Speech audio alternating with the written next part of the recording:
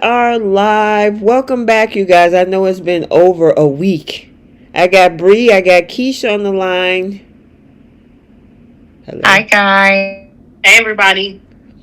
Yeah, happy new year, you guys. I know we got a couple more days or a day and a half. Hopefully y'all had a great Christmas the last week. I know I was busy. I had family and we did so many activities last week. I needed a vacay from the vacay.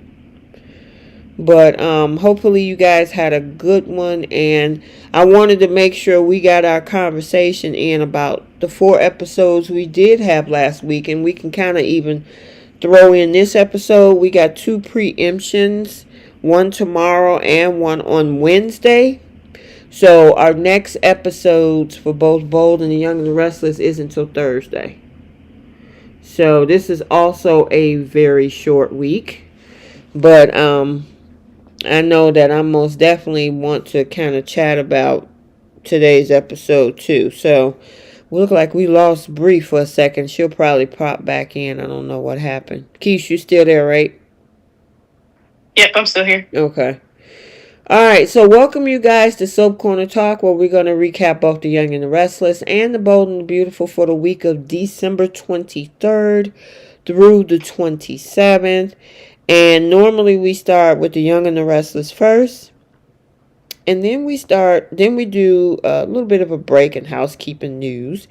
And then we're going to do the Bold and the Beautiful. And then we have our other segments, Flip the Script, Who's Taking Several Seats, our Star of the Week, Pickle of the Week. And then we also had a Simple Olympics as well. And hey, you guys, I see all the hellos in the chat. Oh, Bree, you back. Yeah, You back, Bree, you kind of and faded there, fireworks girl. going on. Can you hear me? Yeah, I can hear you. There's fireworks going on in the back. I do apologize in advance. I don't even hear anything. Yeah, I can't hear anything. I can hear them. All right, we're going to go ahead and get started then with the Y&R. And I'm going to give a summary and then we'll break it all down. Hold on one second. Let me pull it up. All right, so hold on. Okay, so for the Young and the Restless for the week of the 23rd through the 27th. Wait a minute. Okay. When confronted by Phyllis, Sharon declares that she's not guilty, and Victor welcomes Cole into the family as they trim the tree. Diane and Kyle reconcile over a heartfelt gift, and Sharon kicks Phyllis out, and Phyllis tells Daniel about Sharon's claim of innocence.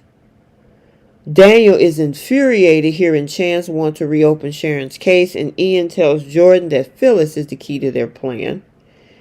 Adam asks Chelsea to move in with him. Denise makes a reveal about Damien, and Victor offers Cole a job. And then I'm going to throw in today's episode. I know I did a recap on it, but as Genoa City rings in the new year, Ian and Jordan knock out Tessa and Sharon. All right, where y'all want to start at? Pick a storyline. I guess can we get like Victor and Cole out the way? Yeah, go ahead, girl. See, this is how you know it's going to be the beginning of the end, because anytime Victor likes any one of Victoria's guys, it's doomed to fail. Either she starts to become unattracted to him or something happens to her guy. Mm-hmm. But the moment Victor even likes the guy and gives him a chance, it's like, oh, Lord. Like, this is not going to last too long. And you know how Victoria is. She likes a guy with a little bit of edge. Anybody that she gets with that hates her dad, she sticks with. Mm-hmm. She stuck with Nate for so long. She stuck with Billy forever. So, yeah, it's not looking too good for Cole. And he's got a whole job offer. When did that happen? I know, all of a sudden, wasn't he just an enemy like a month ago? Mm-hmm. Yeah. And then all of a sudden, he's like, oh, bygones be bygones. He's not letting Michael off the hook, though.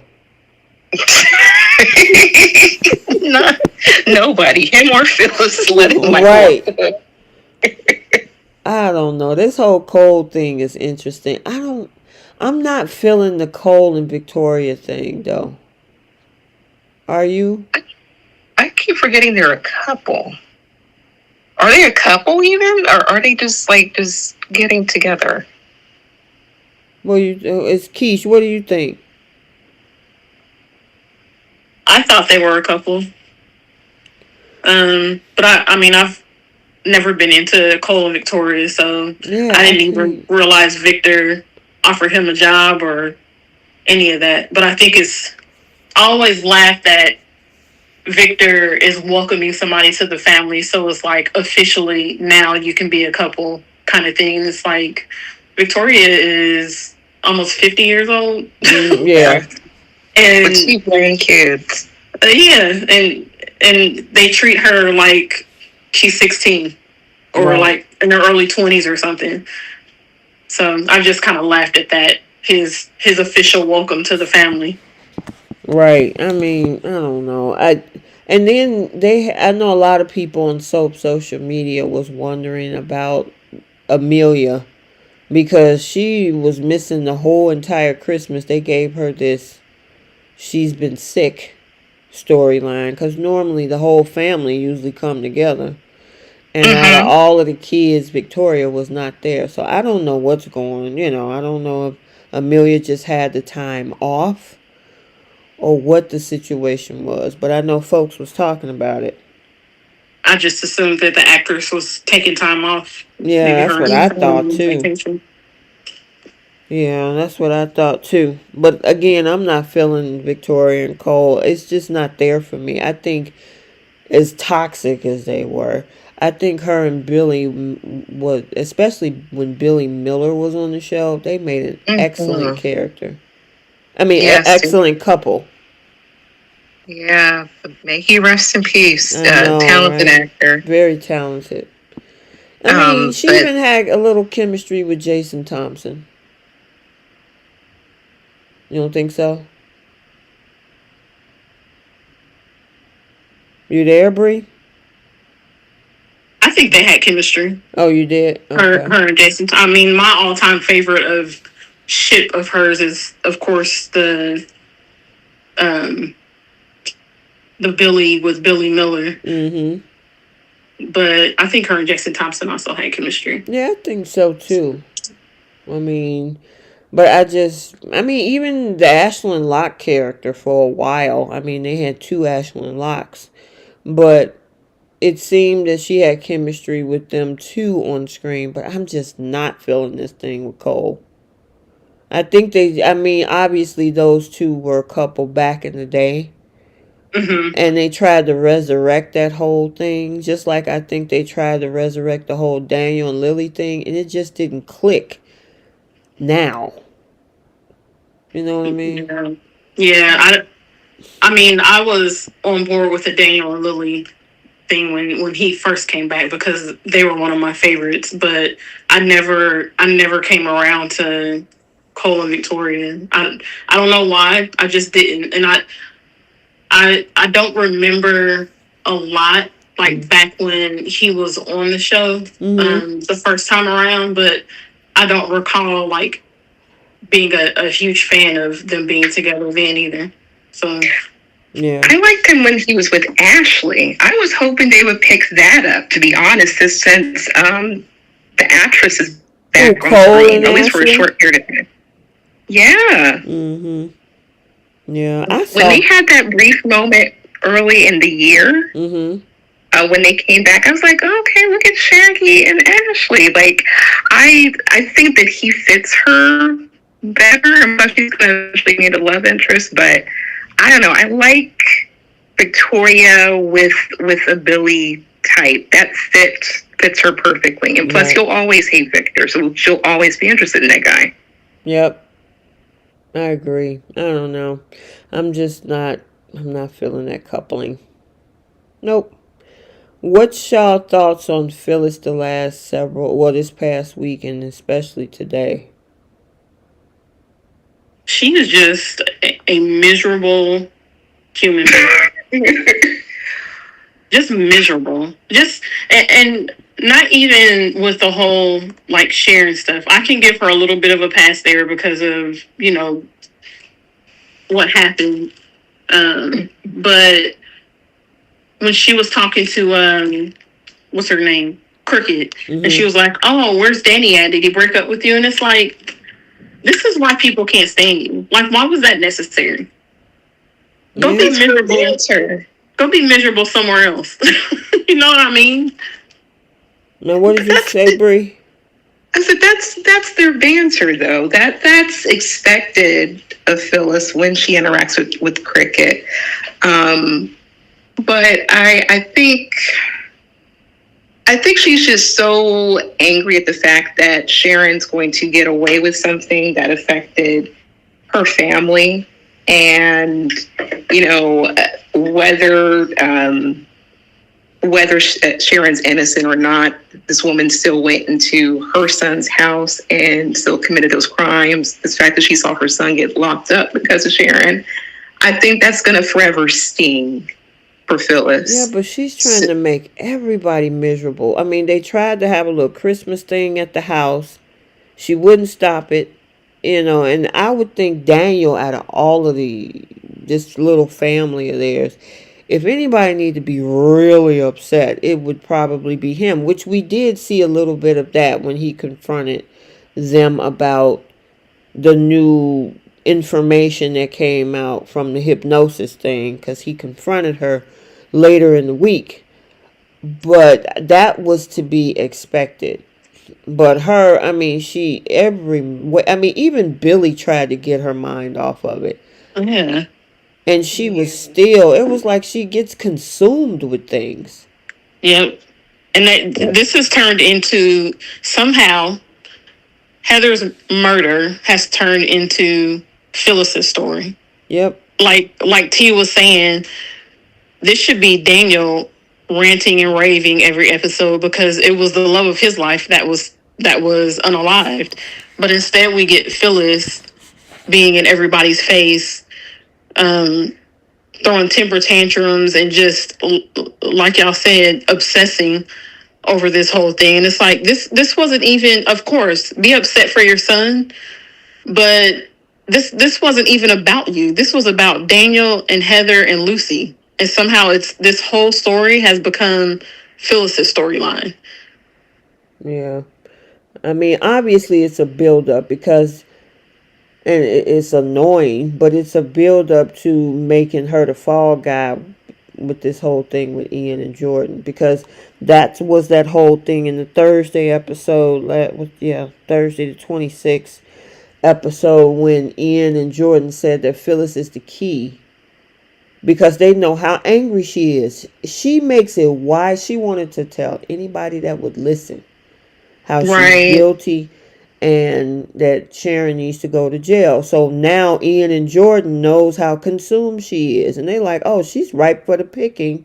Let's kidnap them, because obviously this is where this is leading.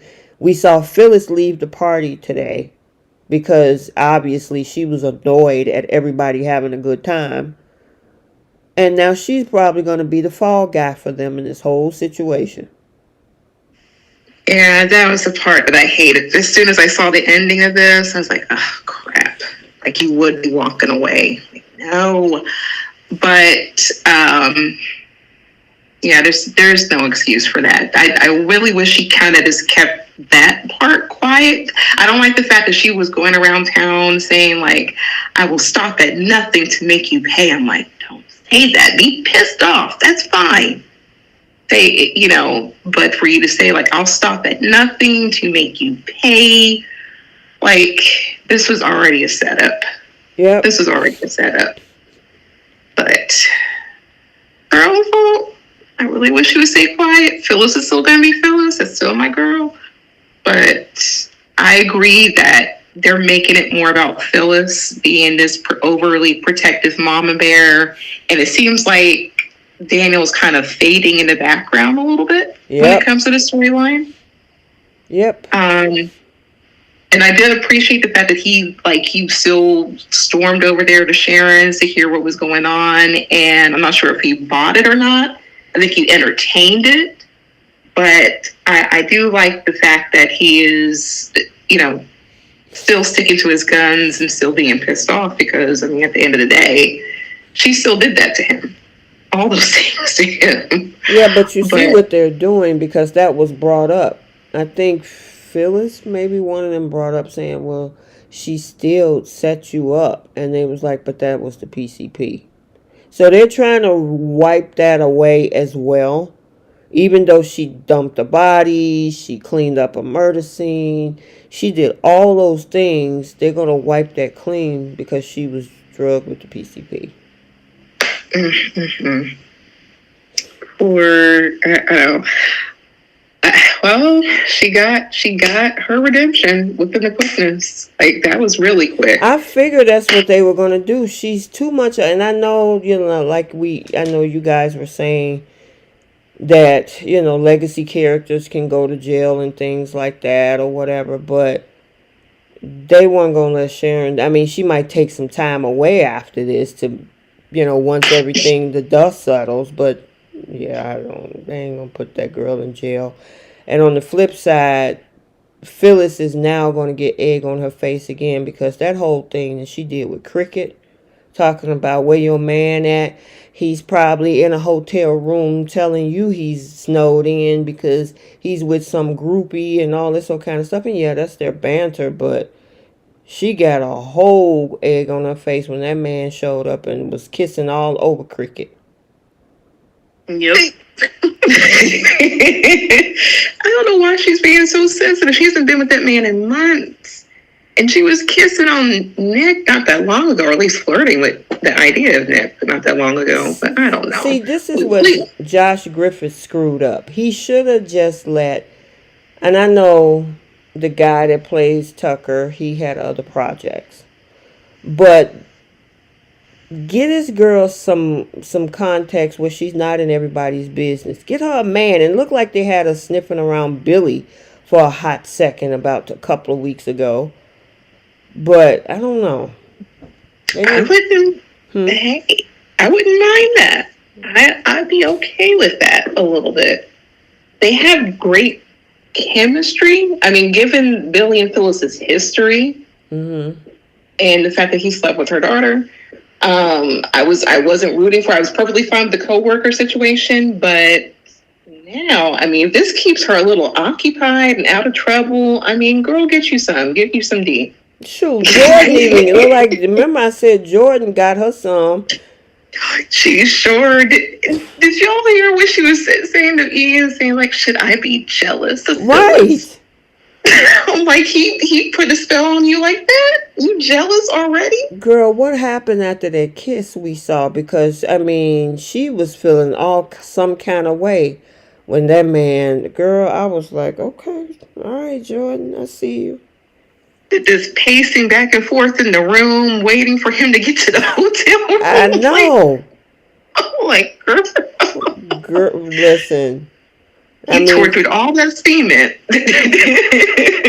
I know. That's what I'm saying. How y'all gonna get Jordan a man and you can't get Phyllis one? Right. Phyllis has been without a man for how long? When was the last man she been with? Girl, I don't know. Remember the whole thing in 2022 with the situation with her and Jack. And then, of course, Diane showed up, and that ended that whole cat and mouse with her. Nick was the last person. She broke up with Nick. Yep, Nick was her last serious relationship. And there was no problem. She broke up with that man because Jack was playing tiddlywinks with her. And he ended up with Diane.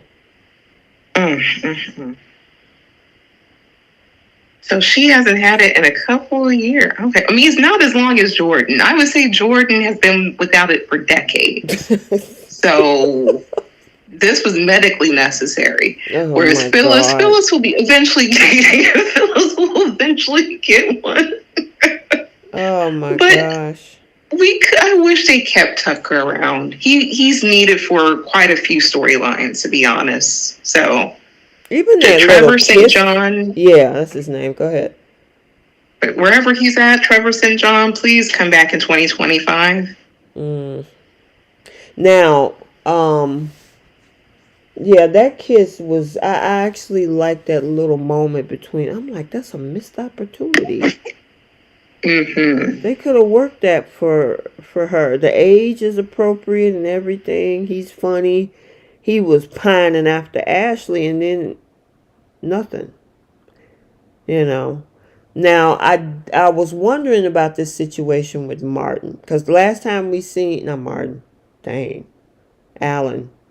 I'm calling Martin. The last You're time not we far off. Yeah, last time we saw him, he went through the hypnosis thing with Sharon, but he wasn't there for Christmas or look like he's not here for New Year's either. I'm like, oh, poor Tracy.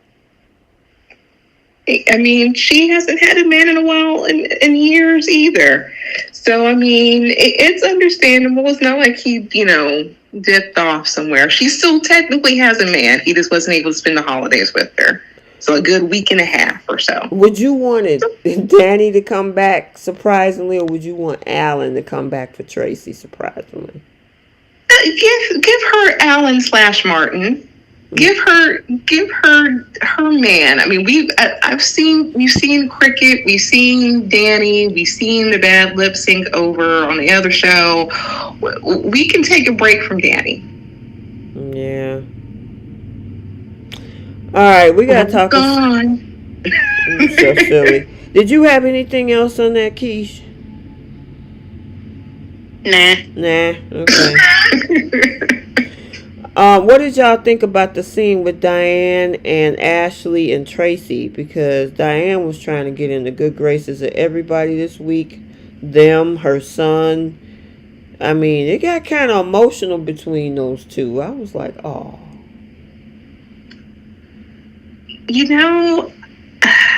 I want to root for Diane, but something's telling me not to do it. Like, usually when someone is, like, really pushing hard, to make amends, it means there's going to be, like, a huge downfall in the end. Kind of like how Audra is, like, she's turned a whole new leaf, and I think she's going to fall from grace a little bit, but I'll say within the moment, I think that was a nice, sweet, sisterly sort of moment, even though Ashley has her guard up, kind of like I do a little bit. Mm-hmm. I think that was sweet. I think that, the effort is there, but I feel like there's some sort of motive. Yeah. I think it's on the up and up. We've been saying this about Diane since she's been back, and she hasn't led us astray yet. I don't know how it happened, but I have somehow become Team Diane. Oh wow! Okay. Mm-hmm. So I don't know.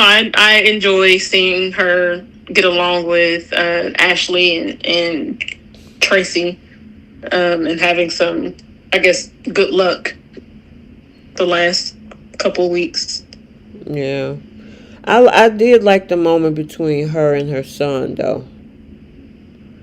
Yeah, I think Kyle is the reason why I'm Team Diane, because he has pissed me off so much these last several months, just being over the top, ridiculous, entitled, spoiled brat towards her, and then him bringing up the whole "you abandoned me" like 2 years after she came back. Now it's an issue because he wasn't getting what he wanted. I think Kyle is the reason why I'm Team Diane, so I blame him.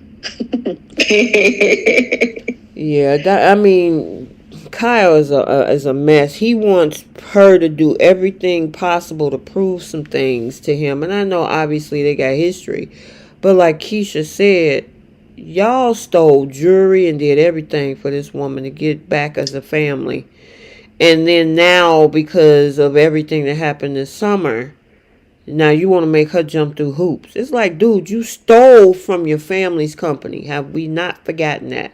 And gave it to the op. And then in the end, got a promotion over at that same company you stole from. Mm-hmm. Yep.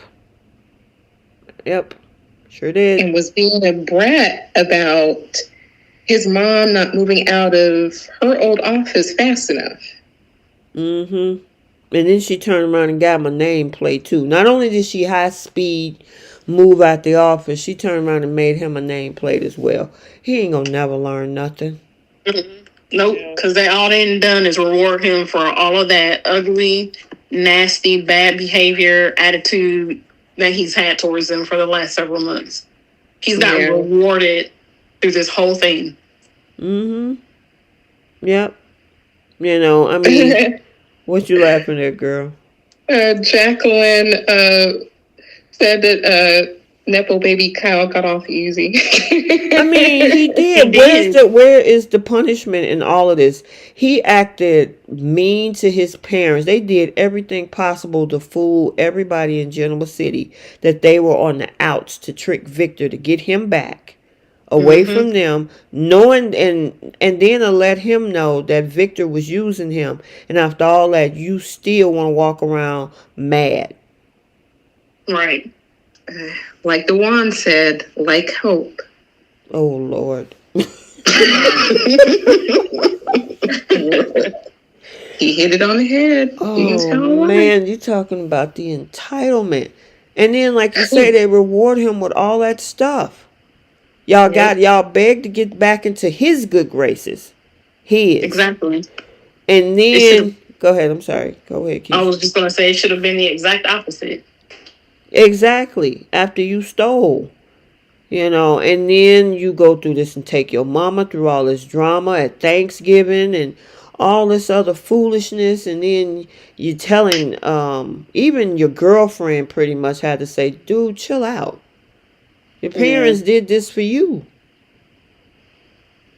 I think the whole you haven't moved out of the office yet was just the nail in the coffin. Like, are you serious, Kyle? Right. Are you really in her face complaining about her not moving out of the office fast enough? Yeah. And poor Claire, she has played a therapist to this man since they've gotten around each other.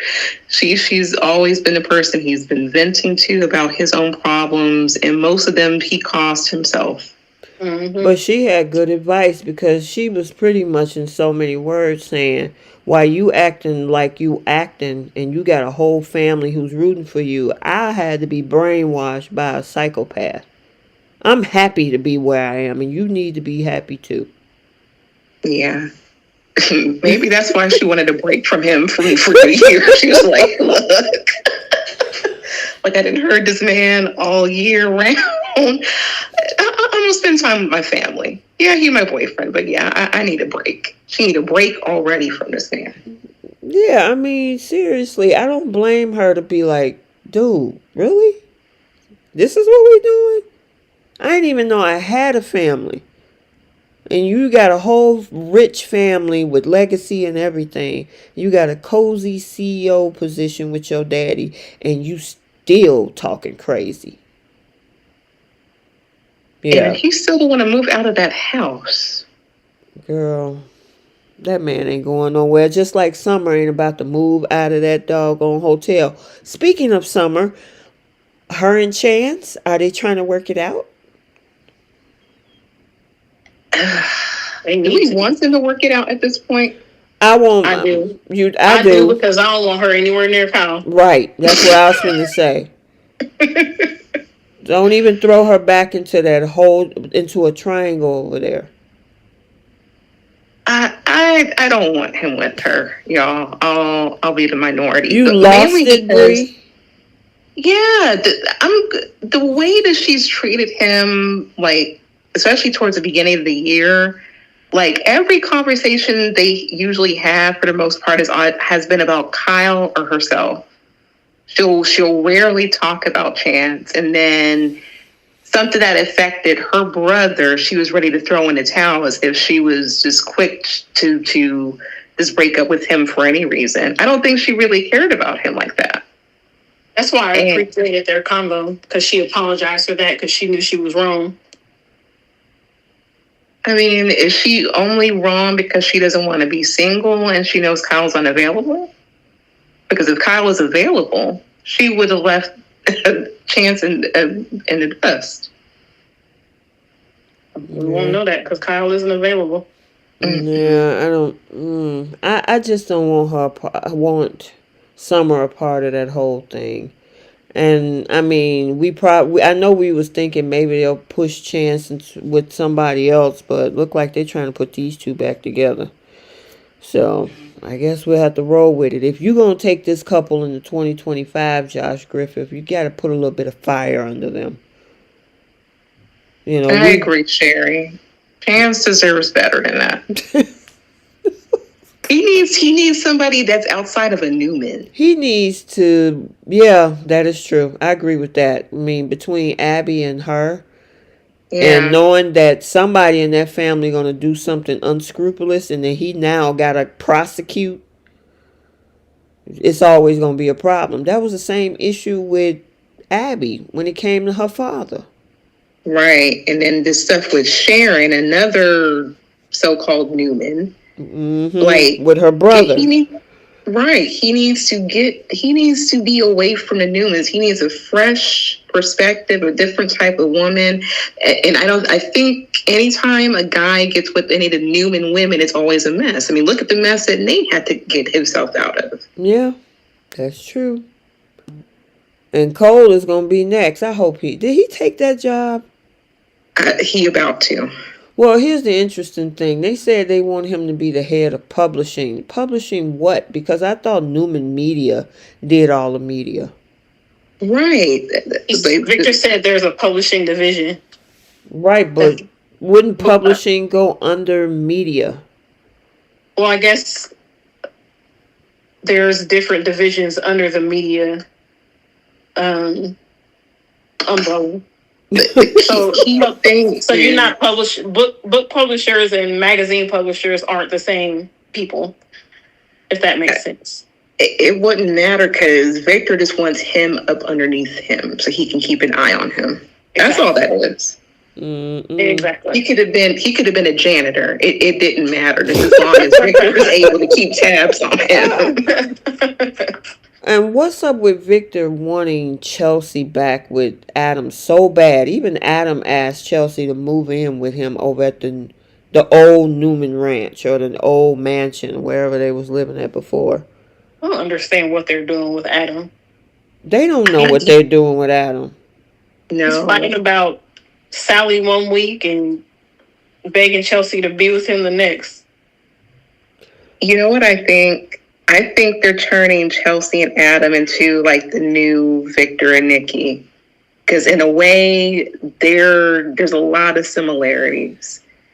And I think Victor recognizes that within his son, that she's not going to really go anywhere.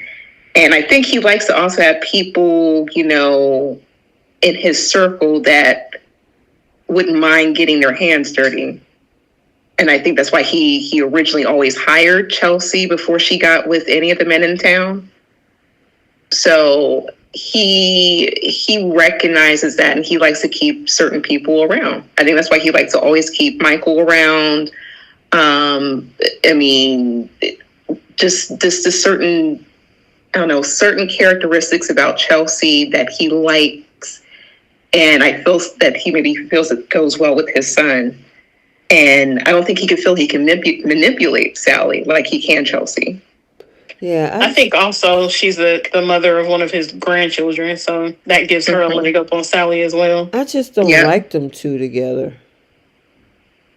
I mean, it's been so much bad when Chelsea says a lot of hurt and pain and bad history, it's absolutely correct. I mean, that's why when they originally put him with Sally 2.5 years ago, a lot of people were excited about that until they blew that up.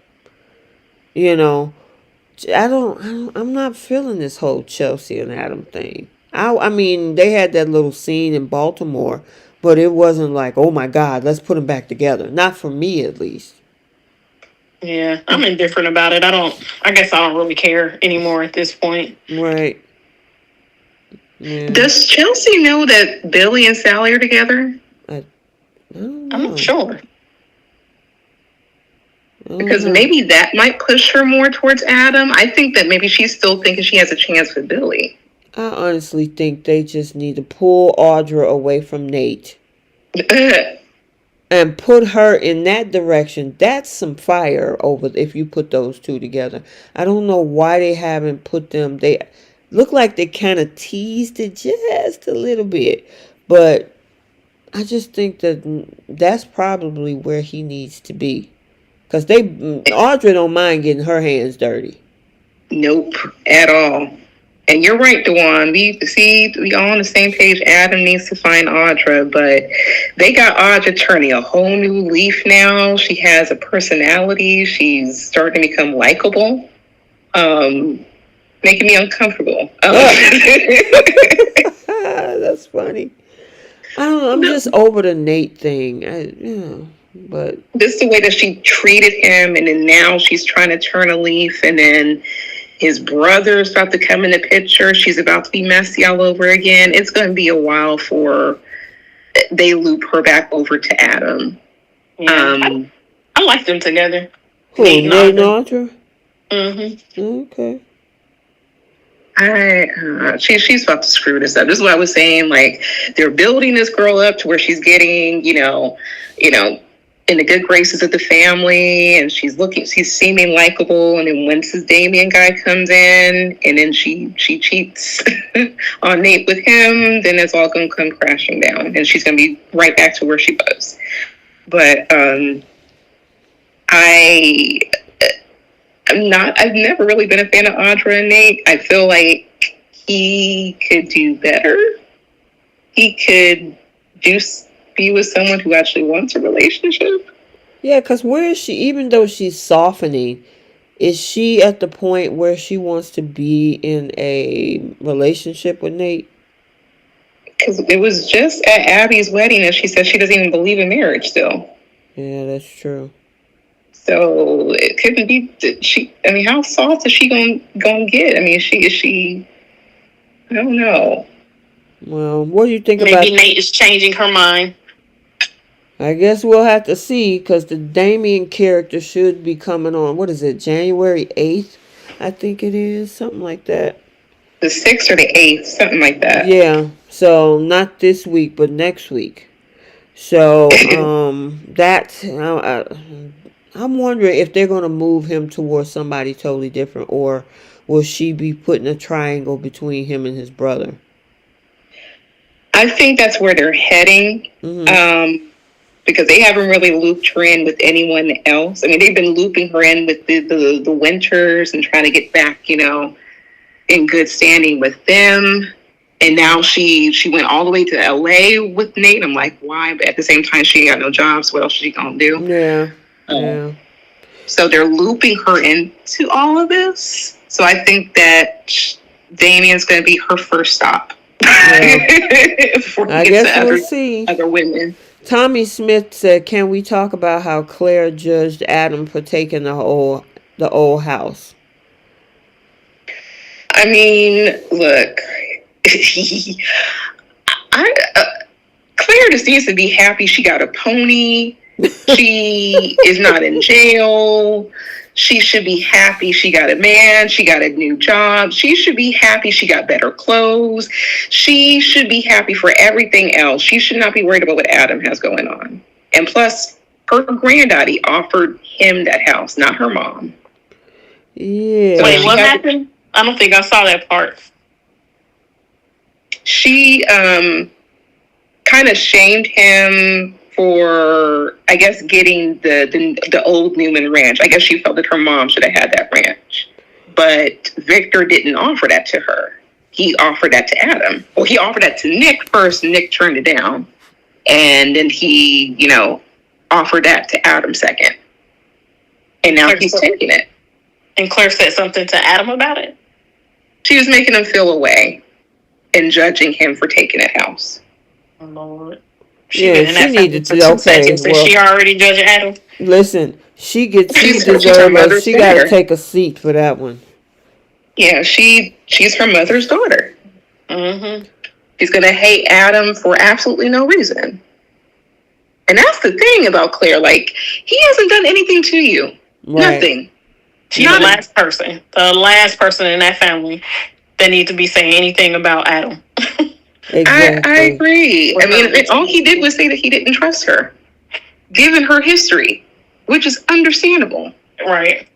So, but that was it. They haven't had any interaction, but because her mom doesn't like her own brother, now she don't want to like her own uncle. Like, come on. Thanks for the super chat, Tommy. He says, why can't Mr. Sheffield can't be grateful and Claire make Kyle likable? Keep up the good work. Guys, you got my support. Thank you so much. Thanks, Tommy. Sweet. Thank you. Look, Johnny Bravo, he can't be grateful. Claire, I don't know what's going on with it. They're perfect for each other right now. That's all I can say. She in La La Land, she happy, she's a part of Newman family. And then Kyle, he's happy, never taking any accountability and getting all the praise for absolutely nothing. So, and he can never be grateful. He's just going to be spineless, and that's just who, as you say, Mr. Sheffield is. You and Johnny Bravo. He is. You guys, and I'm sorry, it's no disrespect, but like I don't know how they cut his hair, but like all I see is Johnny Bravo. Girl, like the square head and how the hair like loops towards the side. I'm like, that's Johnny Bravo right there. And these are, and I give certain characters nicknames. Like sometimes I keep them to myself, but it kind of pours out during the show. Like I call Cole Shaggy, because at one point he did. I mean, he looks good now, but at one point that was Shaggy. Doobie doo. Oh Lord. So I know we kind of talked about this offline a little bit before the show, but that whole episode today where there's no way, if I know that somebody actually got a hold to my medication, spiked it with PCP, and that person is still out there on the loose because obviously you weren't the only person in Heather's apartment, which somebody killed Heather, you'd want to go party? And you have no protection. When I heard Lord Nick decided to say, well, we're going to get you some protection, she should have had that already before going out. And then the other thing is you let her go by herself. Yeah. And he called himself wanting to be a superhero, but this is where he was lacking. My thing is she's happy that Michael's basically going to get her off, and that she knows she didn't unalive Heather. Mm-hmm. And she is well aware, like she keeps saying, like, oh my God, we need to find the other person that's out there before they commit another crime, before they harm another person. And her instinct was to, I want to go party with my daughters. I mean, they could have had the little New Year's Eve party right there in that house. Right, like they did Christmas. They could have went. They could have got champagne. They all celebrated right there. Yep. I mean, that whole thing was a mess. Well, I'm going over to the ranch with Faith. Ain't nobody gonna go with Sharon? No? Yeah. Oh, okay. They just let her go by herself. And he talked about how Daniel and Lucy have security. They have their protection. And with all the money that Nick has and Sharon has, they didn't even think to protect anyone else in their family. Yeah, especially since not only Daniel was impacted, but she was too. PCP in your meds? Well, he did say he was working on getting her security. I guess it just hadn't happened. That's the problem. I mean, she shouldn't be going anywhere at this point, or at least ask your dad to say, hey, can we get somebody to escort her to the party or something? She's driving around with no care in the world, getting out the car in an open, dark parking lot by herself. In all honesty, can they really say they trust Victor's security? I mean, given the history. I mean, Bree, that's something. She had nothing. When you got 70-year-old Jordan can come and get her in a parking lot. I was like, my Lord. That's why I was asking earlier, did she go to the Newman Ranch? Because I was like, if she went to the Newman Ranch and did all that, I was like, yeah, there's no security whatsoever. But this woman, half of Sharon's height, by the way, was able to take her down with some chloroform.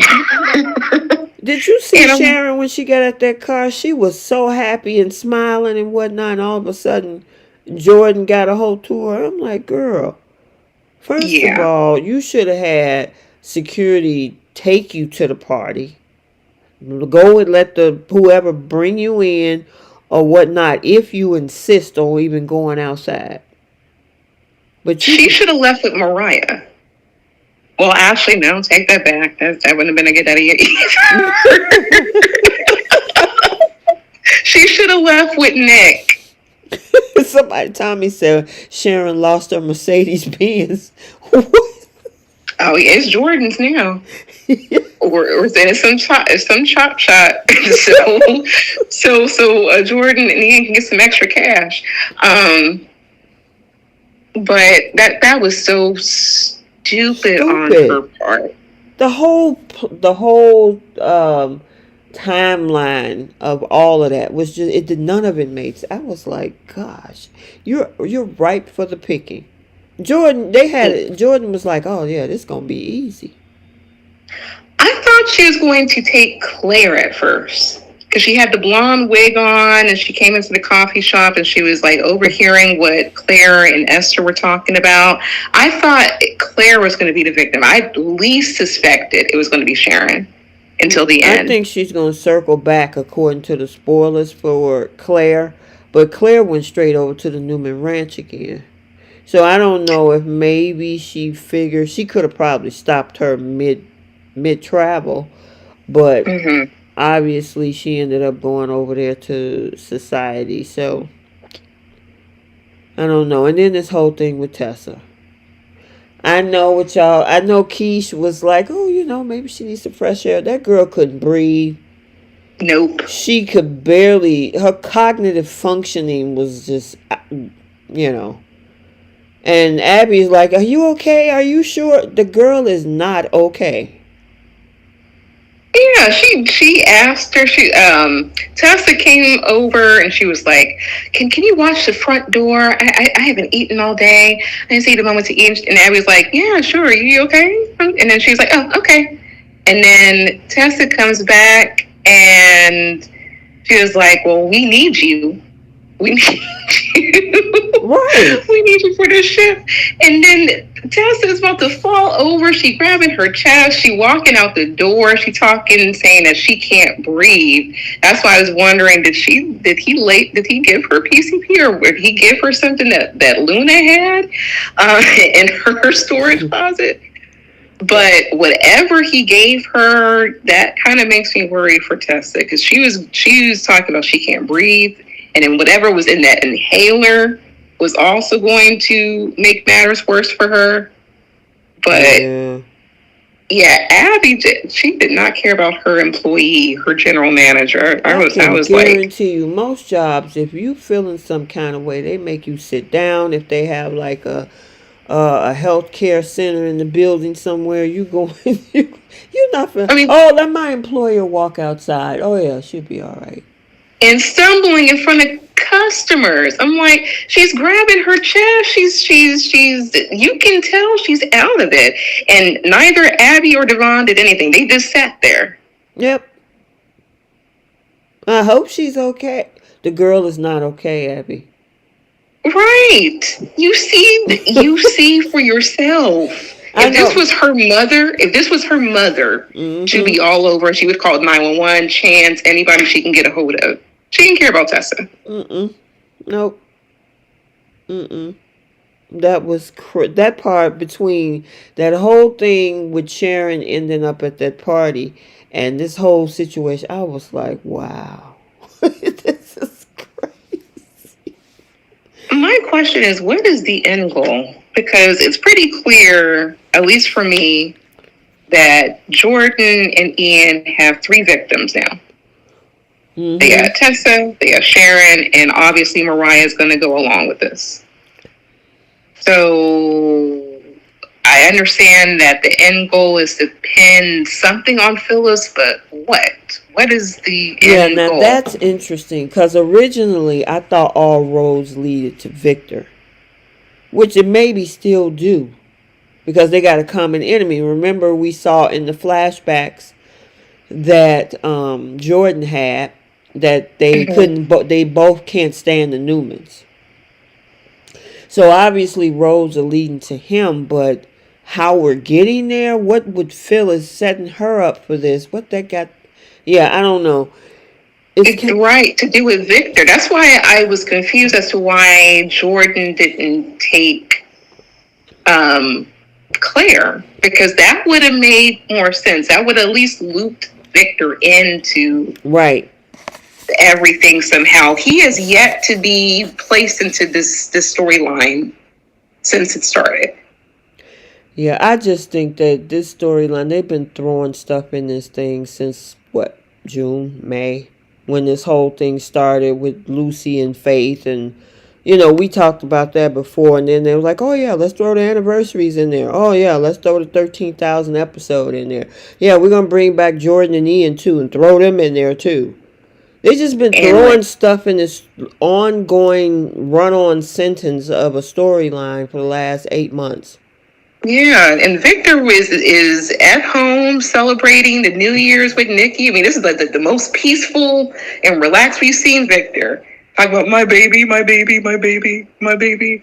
Yeah. So he good. He's off in his own world. So if all roads lead to Victor, this is a where is the detour? Because we're getting lost in the mix of all of this because they're kidnapping Tessa, Sharon, and now Mariah, and they're going to pin something, whatever it is, on Phyllis. I don't know, is it kidnapping or kidnappings? Let me say that. Or like what is the what is the end goal? Yeah, how do we Josh get, Griffin. yeah, where are we going with this whole convoluted maze to get to the end?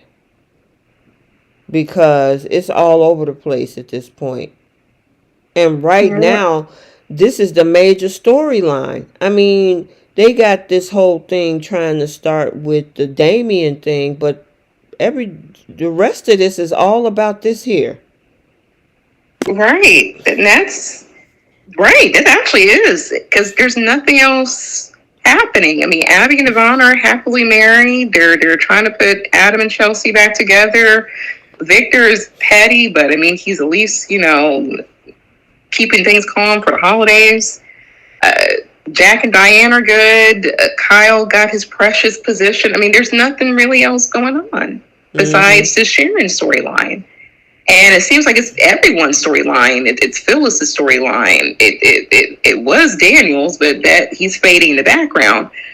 Now it's Tessa and Mariah. Like, what is the end Goal. Right. goal? Mm-hmm.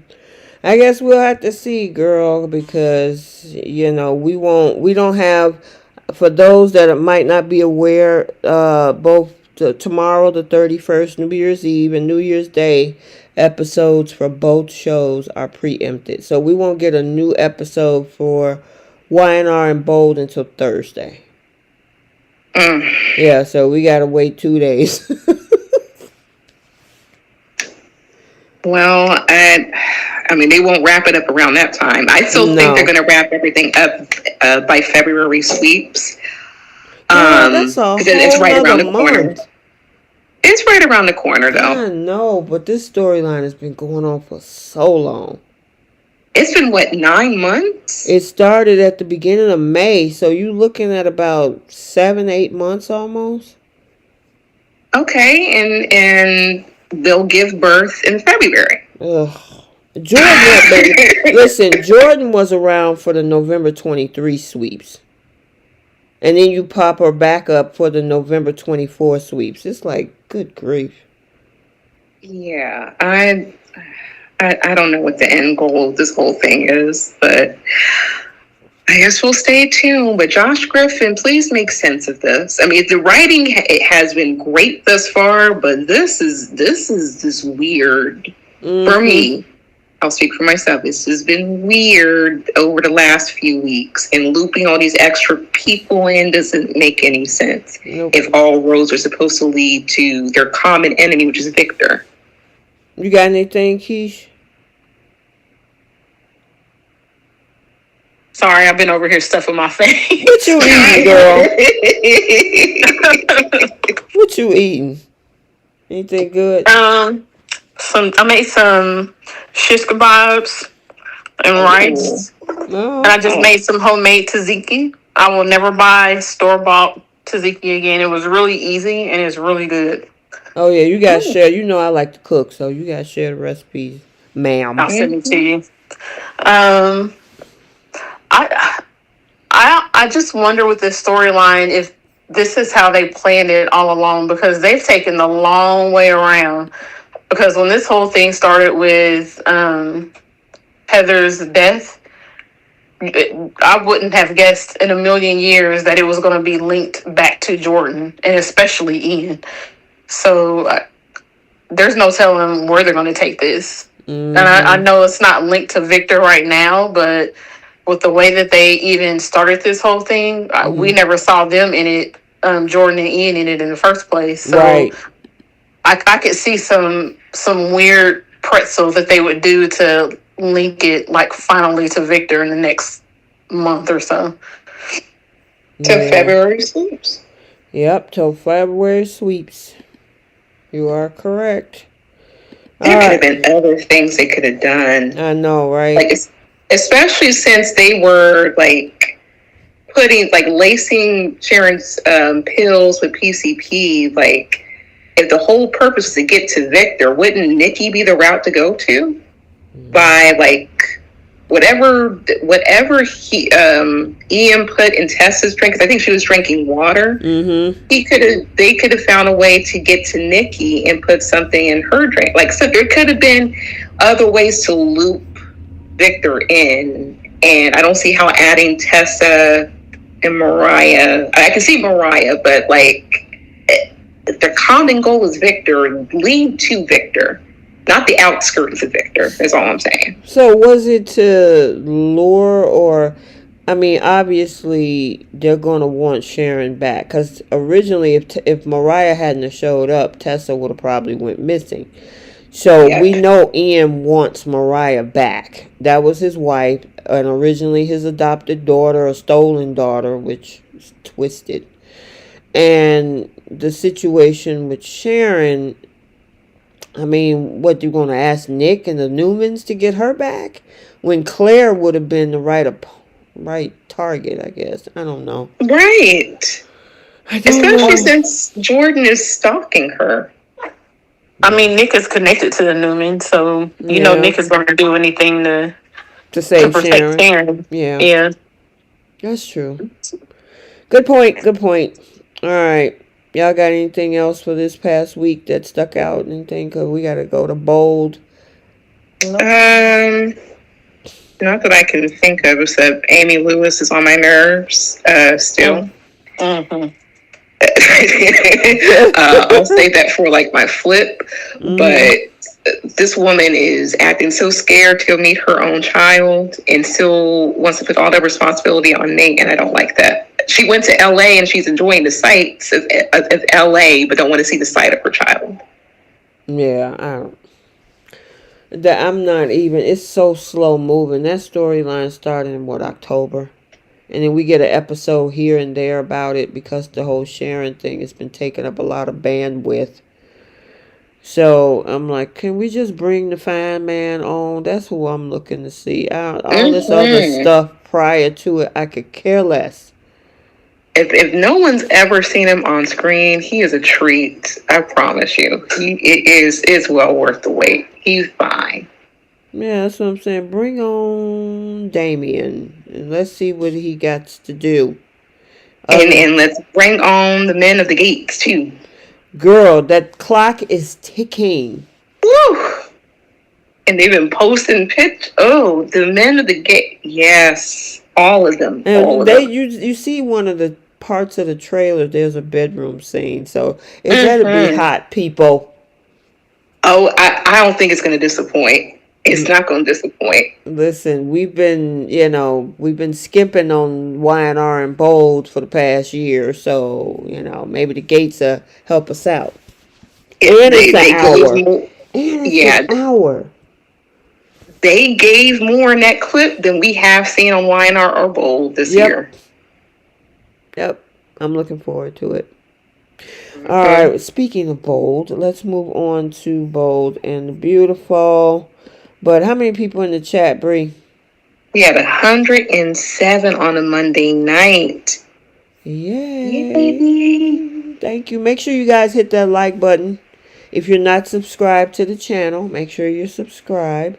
I did not do spoilers this weekend. I have been off the grid since last Tuesday.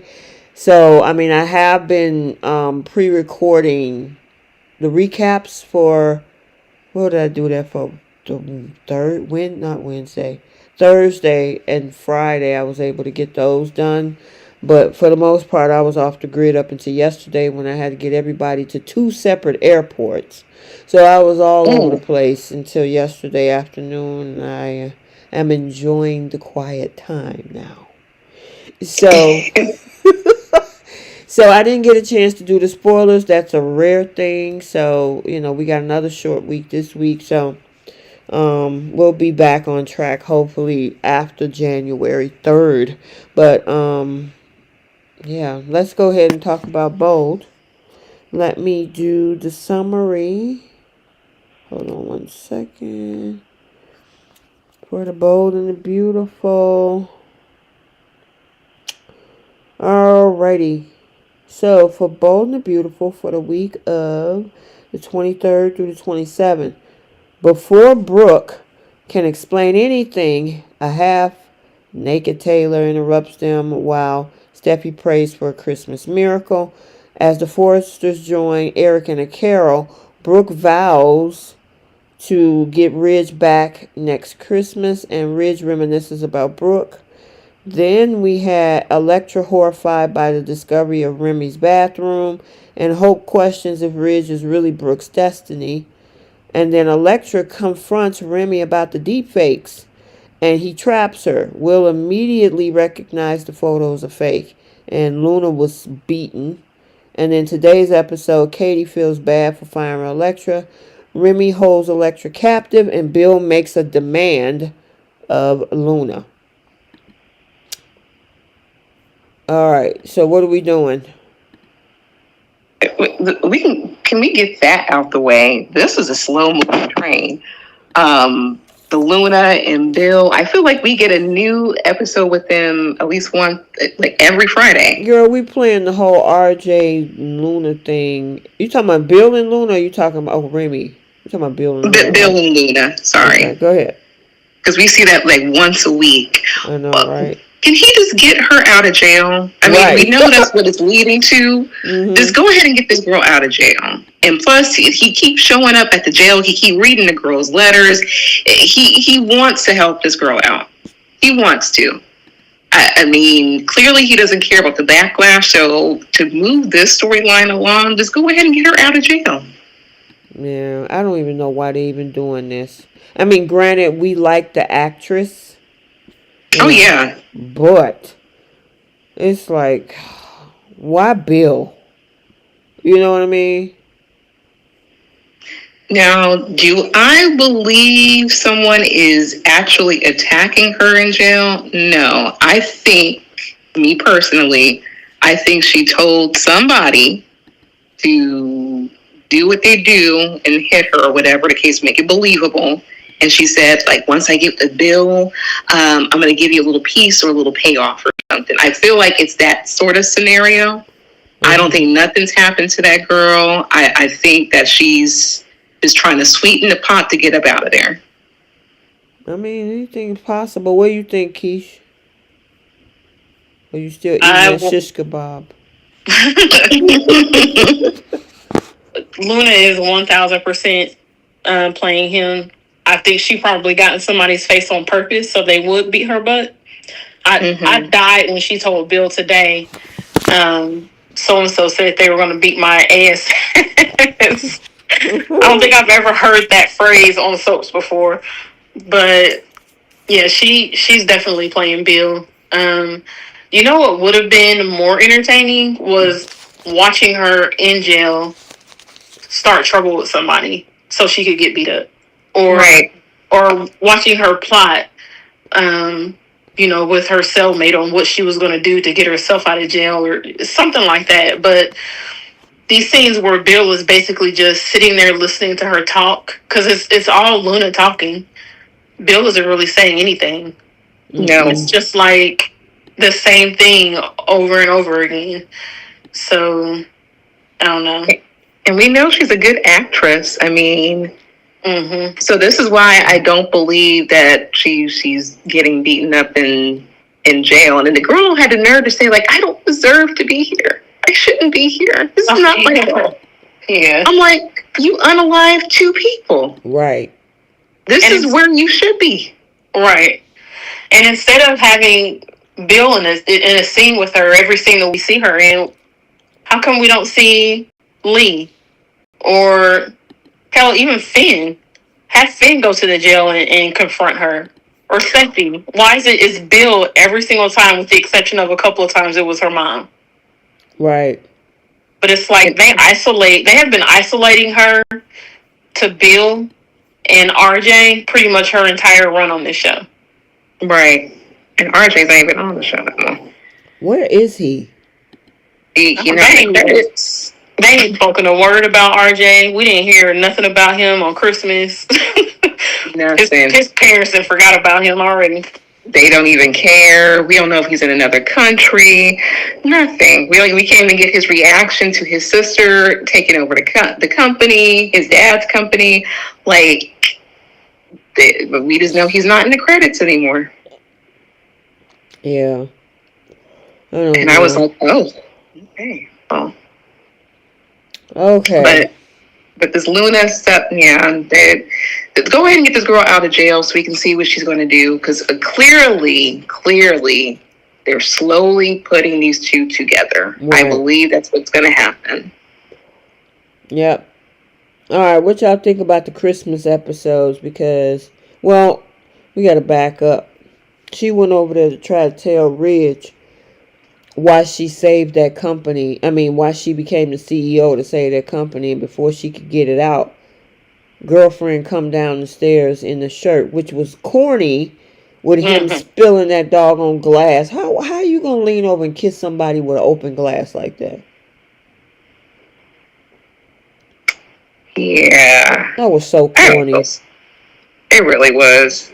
I don't feel sorry for any of those people. None, especially, I don't feel sorry for Brooke or for Taylor. These are 2 of the biggest losers. Idiots. And this, okay, and I'll say this.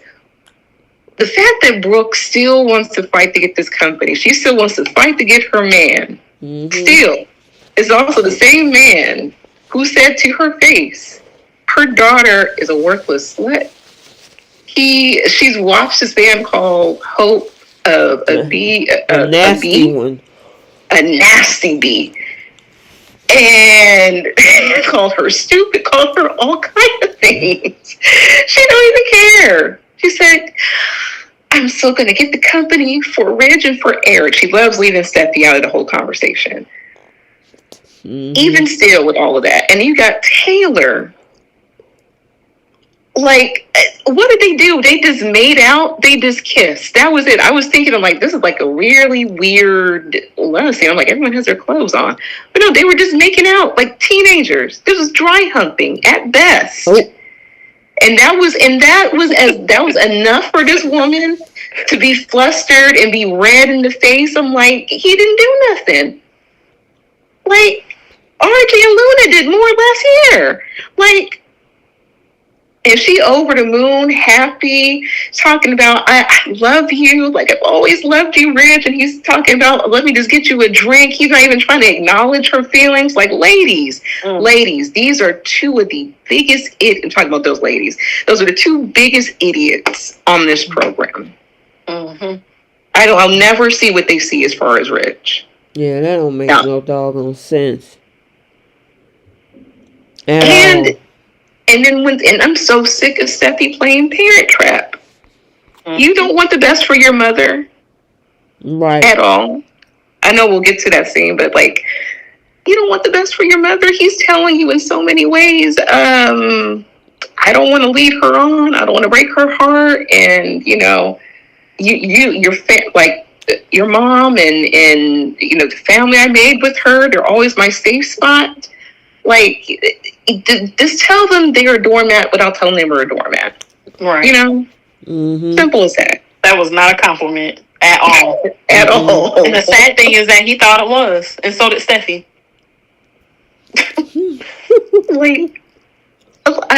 These are two of the biggest idiots. But anywho, I'm sorry, that's my rant, y'all. You got any rants, Keisha, on them? It's the same thing. They're all three of them idiots. But the women mostly, because they keep accepting the crap that Ridge does. And Taylor looked like a complete fool walking downstairs in the shirt. So originally when I saw that picture, I thought she went down there on purpose, but apparently she was just looking for Ridge. But regardless of how it happened, she just looked like an idiot in that scene. Yeah. And like Bree said, so two people that completely hate each other's kids don't need to be together. I'm so sick of them forcing Bridge together. Like, they have run their course. It's not appealing. They can't stand each other's kids. It's always going to be a point of contention for them. Just even if they have to be single for the remainder of this show, just let them be single. But I cannot take them being together anymore. It doesn't make any sense. And it makes even less sense for Taylor, who has been left at the altar twice by this man and doesn't even bother to acknowledge the last 2 times that he left her at the altar. Actually, it was 3 times. 3 times, however many times it's been. Yeah. I can only remember the 2. It's just... it was more than enough. Yeah, one was enough. Mm-hmm. Yeah, and it's ridiculous. And then, like Brie was saying, Steffy not wanting better for Steffy, who has gone through this herself. Yep. Granted, it wasn't as long as her mom did, but you've gone through this yourself, and you pulled yourself out of it. But for whatever reason, you continue to encourage your mom to be a part of a triangle that she has lost more times than she's won. That is true. Yeah, I mean, he keeps doing well. They, like you say, they keep allowing it. That's the thing. We just saw the last thing with Krista Allen. She got dressed up in a whole wedding dress only for this man to turn around and get back with Brooke.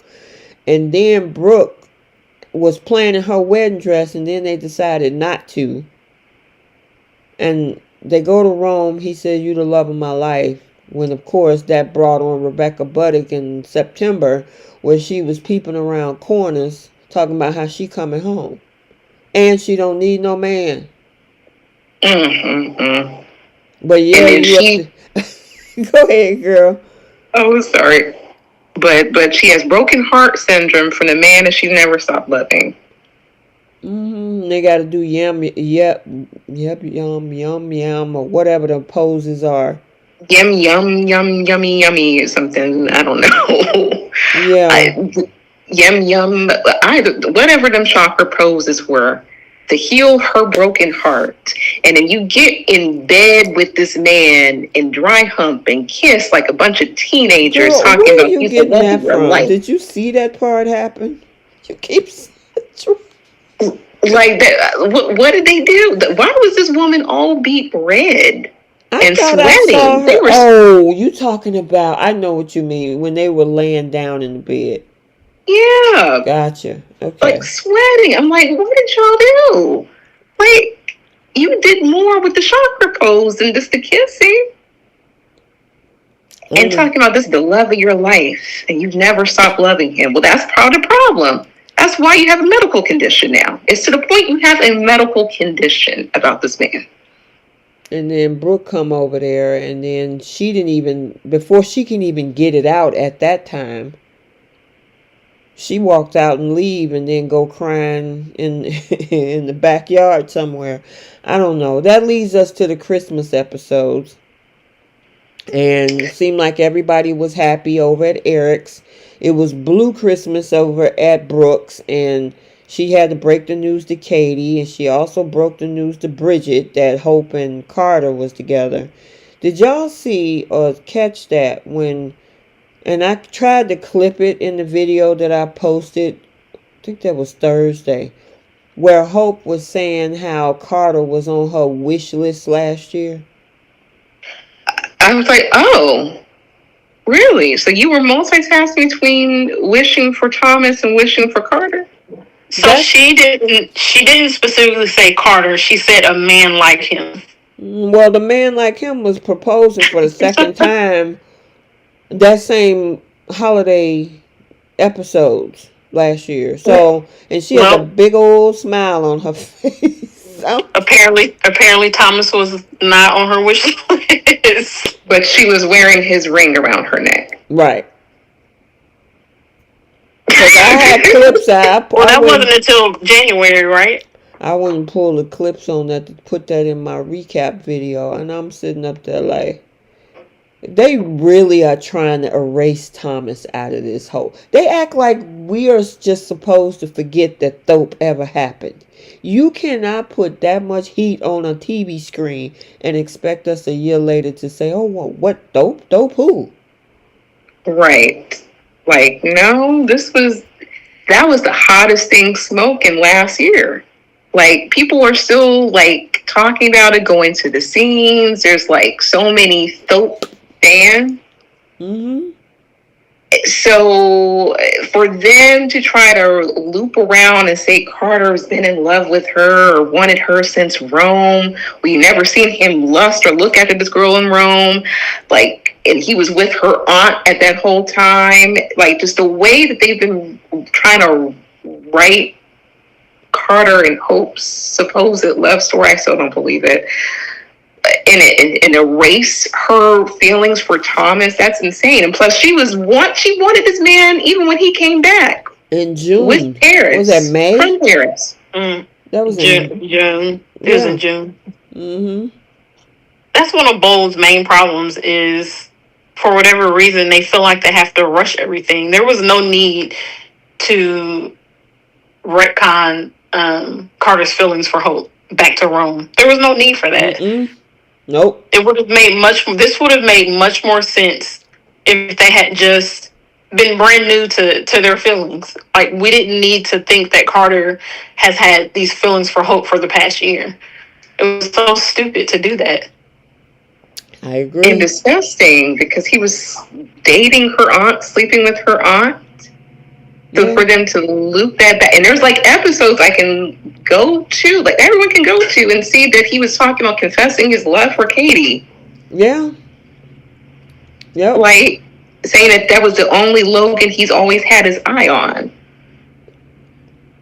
So it would have made more sense if after him and Katie broke up, and then he saw that she was trying to go back after Bill, or was like, planting herself and what Bill was going on with him and Poppy. He could have been like venting to Hope, and Hope could have been venting about like losing Thomas and not having Douglas around, trying to get over her feelings for Finn. Like, there could have been a build up, and I would have respected it more. They just threw this crap together. So Melissa Spencer said this in the chat. She said Thope was done by the replacement writers during the writer's strike. Bell never wanted them together, so he is now pretending that they never existed. Well, we didn't forget.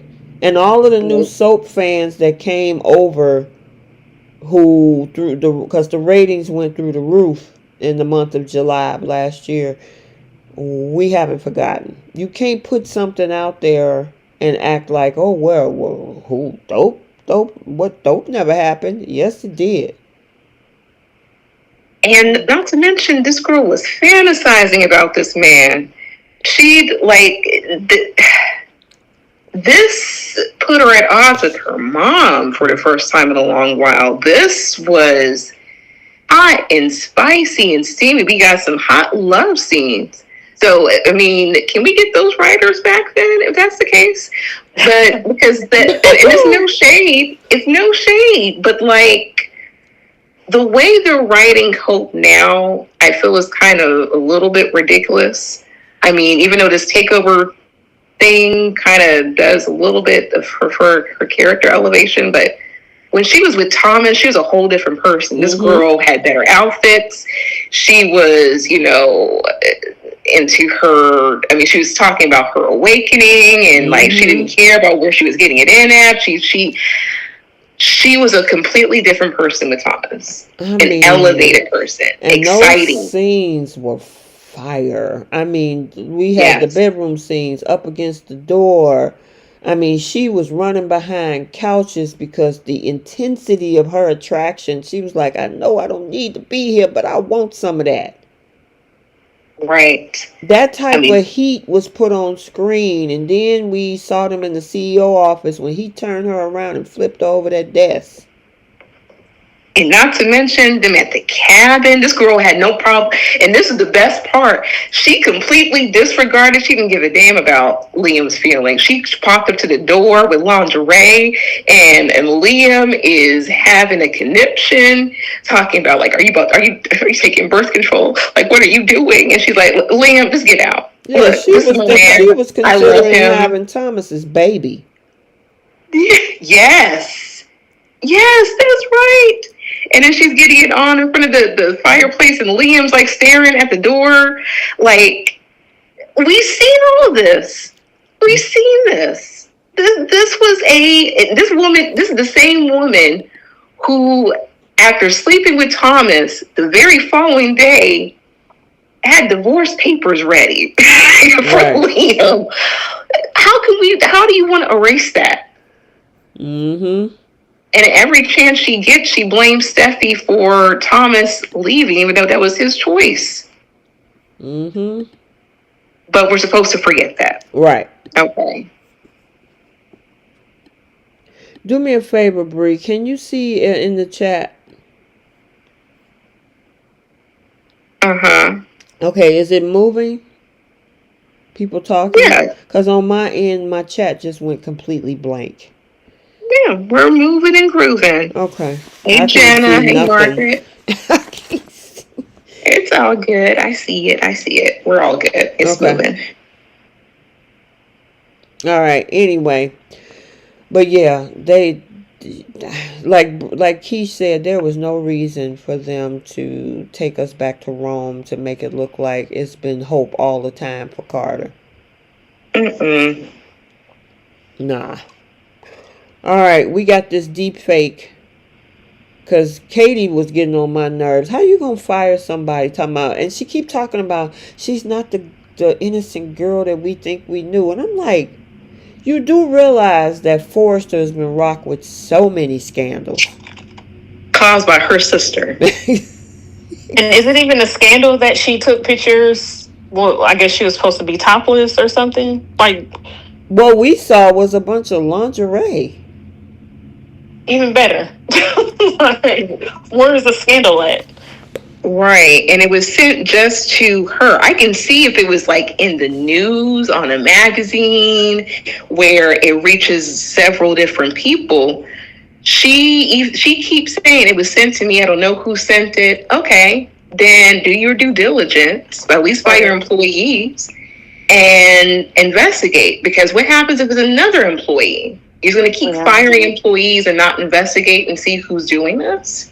There's no reason. And I know that some companies fire at will, but they should have told that girl why she was being fired. And I mean, even still, when they got You were able to. Hope ain't. Is Hope part of any executive staff, or she just run her line? Why was she able to know over Electra? That's a good question. I mean, Katie showed those pictures to everybody but Electra. That Exactly. was what pissed me off. Was you didn't even? They were only sent to you. Those pictures weren't posted anywhere, and you up in the office showing everybody but her, including Will, who she's dating. Right. But you didn't show them to Electra. Mm-hmm. And Ivy's all worthless, but just standing back there letting it happen. Well, Right. did you She see also that? has pissed me off because Will is the one that has pushed for, like, why was she fired? He's the one that keeps pressing the issue with Katie. But Ivy was just going to sit back and let it happen and not try to fight it, not defend her niece, basically not do anything. All she cares about is that her line is still around. She don't care about her family. She's just been quiet. She going to lunches with Will and talking about, oh, this is so unfortunate that Electra got fired. I don't know why. And she just been quiet. And if it wasn't for Will saying like, oh, this is a deep fake, she wouldn't have said anything. But Nothing. it even took her a while to say it after that, because the first episode, when on Friday, when he mentioned that this is AI deepfake, she was sitting up there looking like, "Ooh." I'm like, "Are you gonna say something?" And then in the Monday's episode, he was still going back and forth with his mom, and she was still standing there. She wait to the 11th hour to say, "Oh yeah, this happened before." Worthless. Worthless. It took her to the middle of the episode for her to say something. Mm-hmm. And like, you could have, especially since you're the boss over your niece, like, you had a due diligence to at least say, hey, this is what's going on. Let's keep a lookout for it. This could be a security matter. We need to protect her. She's a forester, da da da da. She just been quiet. Mm-hmm. She hasn't really even like mentioned anything as far as like what's going on with her family, except that she just welcomed Carter and Hope with open arms to the new leadership position. But when it even comes to her own niece and protecting her, like, you would have thought she would have went hard, at least for her niece, and say like, hey, no, I'm not taking any excuses. If you don't tell me, you know, why she got fired, I'm taking my jewelry line and going. Like, there could have been something. She should have forced the issue, but she just stayed quiet, and I don't like that. Yeah, and then now she feel all, I'm talking about Katie now. Oh, I feel so bad. Oh, I have to apologize, and I need to hire her back. Duh. Yeah. And they just, the Hope and Carter standing up there looking like, just, I'm like, this is your new leadership. People in that room. Is she a leader? What is she? Is she trying to become a leader now? That Hope and Carter are in charge? No, I thought she was just doing PR. With the boss. Okay, I guess that's a big part of the resume. Well, I guess she slept with the boss too. When that was their first crisis. Carter's first crisis as being the runner of the ship, and they both, all of it just looked pathetic in that room. They dropped the ball, and then they made it a whole AI PSA. Yep. Which is important, I get that, but the fact that they didn't look into it and investigate, especially with him being a lawyer, this was just such a mess. And yeah, Katie should feel bad. I mean, look at what she did to Poppy. She's quick to assume, but if it was her family, if it was Brooke, Hope, Donna, anybody, she would have went to the end of the earth and say like, oh, this isn't right. We need to investigate. Lieutenant Baker, where are you? Like, there could have been other avenues that woman could have went besides just fire her and then not tell her why she got fired. You don't even know this girl. You could have gave this girl a heads up, especially if this is like her body. Right. And like, you don't know who leaked that information to you. I mean, that could have been like, I don't know, that I didn't like how she just did that. That was so disrespectful. Yeah, she's more of a victim. Anytime the person, technically, I think it's against the law to even transmit photos like that randomly, I think, especially if they're without clothes. You know what I mean? Right. So why did she automatically jump to, oh, she's not as innocent as we think? How did you? I'm like, do you know who your sister is? Both of them, including yourself. Do you not know who your family is? You know how your niece gets down? Like, for her, she does not know Electra from a can of paint. For her to say, but we don't know how she is, like, she's not the good girl we thought she was. Like, just so snarky and just hateful. Like, ugh. Yeah, and to take an unpaid intern to tell everybody in that room what that was. Now, at first, and I kind of saw you guys' point, because at first I'm like, how did he know that wasn't her body? I'm like, did she send him pictures? Like, because the girl could have had piercings, she could have had tattoos, for all we know. It's like he just on the assumption that was AI, but with the stuff I seen today, like everything is. Girl, it's insane what's happening right now with Yeah. AI. I mean, AI can do some great things in certain cases, but AI can also go to dark places too. Yes, and it was disturbing. There is an AI video capture on IG. I'm gonna see if I can try to send it to you guys, where they had Hope and Thomas like go down the aisle and get married. Girl, they got AI where you can take two pictures, put it in this app, and you can have the two people hug. You animate it. Two people hug, two people kiss, which is not a good idea because if you're trying to set somebody up to make them look like they were cheating, you can do that with AI now. Yeah, so it's so disturbing, and this is a good PSA. I really do appreciate that they're kind of going with the times. I think, and they speed the storyline along pretty quickly, which is a good thing. Mm-hmm. But this is, I think, with everyone having access to technology, I don't think that, especially Hope and Carter, they shouldn't have overlooked something like that. Right. Girl, they was too busy being drunk with power. Yeah. So disrespectful. Mm-hmm. So, and if Electra comes back, she should ask for a higher position. Well, I don't even understand why, and I said this when this first came out, they need to at least let the family know.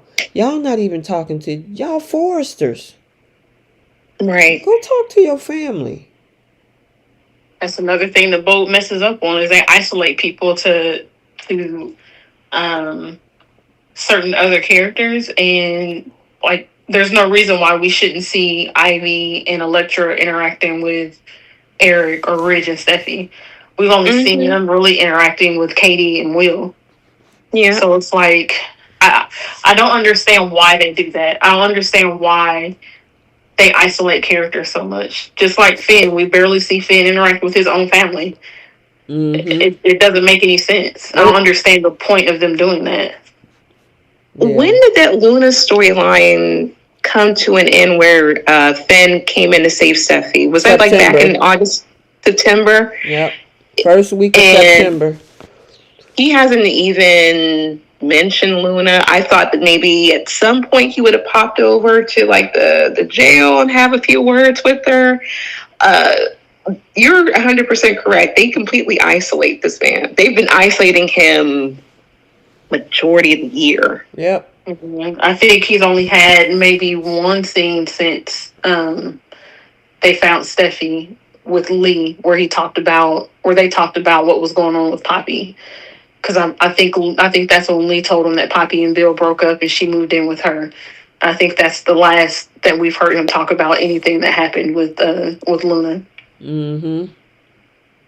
But and especially with Ivy and Electra, like we didn't even see, like I think we talked about this earlier, or the other day. They weren't in the Christmas episode. Like why would they exclude them from the Christmas episode? Yeah. Even though we heard Electra later say it was nice to spend time with family and then she got to hang out with Will, but it's like, why were they not actually on screen with him? Right. And Jenna makes a very good point, too. They said they should have gone to Eric when the company was taken from them. They're staying with Eric, which is a good point. So, Right. with all of this going on, you would think that the Foresters would be aware that that Electra was fired. Like, they're. Sorry. Oh, go ahead. Sorry. No, you were talking. You go ahead. Like, it just, I was going to say, this doesn't make any sense how all of this is like going on around them, and this is their family member. And you think the other person who should be mature to speak up would be Ivy, but Ivy's out for herself. Mm-hmm. And it's clear as day. It's almost like because Carter got her jury line in the Forrester, like her allegiance is with them. But at the end of the day, it's Forrester Creations. And you then find out how he got the company from your uncle. And you're like, oh, well, at least I just got my jewelry line. Sure, I guess y'all will figure that out. Yeah. This is disrespectful. And you live underneath that man's GCAC. And if it wasn't for Eric and Ridge, she wouldn't have a jewelry line over at Forrester Creations. Right. Yeah, it's like how much would it have taken for them to give her a scene? Maybe her and Zende in the same scene, both saying, "I'm going to resign from Forrester. I'm going to stand with my family." So that would have taken nothing for both of them to do that, and it just makes me question like why they didn't include Ivy in that, and they just have her going along to get along. Like, what's the point of that? Like, are they trying to show that she doesn't have any loyalty to her family, or was it just Bo being lazy? Yeah, I mean, I was hoping, I'm disappointed on what they're doing with the Ivy character. You know, you get this girl back. She came for one day back in May, kissing all over Liam, and then boom, she was gone. And then you bring her back for what? Just to be the bridge to bring in Electra for Will. Right. And I can understand that if that was like a short period of time, but she's still on the show. Mm-hmm. And she's not even really interacting with her family, or at least being loyal to the family that gave her a jewelry line to begin with. Yeah. So, and the funding for her jewelry line at that. Right. That wasn't Carter. Mm-mm. Yeah, and I feel like you're right about that, Bree, because but before this whole takeover, Carter had to get permission from them, and they agreed to bring in that jewelry line. Remember? Yep. Mm-hmm. So it's not technically, oh yeah, you did this. He pitched an idea, but at the end of the day, the Foresters agreed to bring in Ivy. Because they wanted more Foresters, and she's not even being loyal to that family name. Yeah. Yeah, that's crazy. Now that makes her look even worse to me, because I was thinking like, oh, maybe she feels emboldened to support Carter, but Carter just pitched an idea at the time. They gave the final say. So yeah, you owe them something. Some sort of loyalty, and it's not like this girl is like pensioned for pennies. Mm-mm. She's a Forester. She's a wealthy woman. She could have stood by her family, same way Zende was like, "Look, I'm gonna stand by my family." It wasn't gonna hurt him, right? So, like, she could have banded together, but no, she's looking out for herself. And Steffy called it out right, not to trust that girl. Now I don't. Yeah, it's funny. Now we got to talk about Remy, because this man got photos in his bathroom. Everybody was talking about that out of all the places where those photos were. And where is Deacon and Sheila living? Because that looks like their old apartment. Thank you. They reuse sets. They just rearrange some stuff.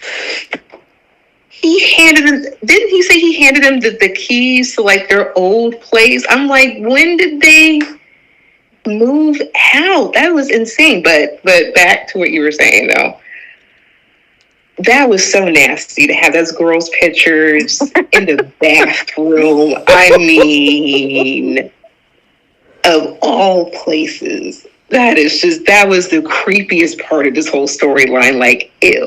Yeah, The because I creepiest part of the whole mean, storyline was the fact that Deacon gave a lecturer his key yeah, to go everybody into was Remy's talking about apartment. that too. Yep, Keish, everybody was talking about that too. It's like, how do you just give somebody a key to somebody's apartment to go use the bathroom?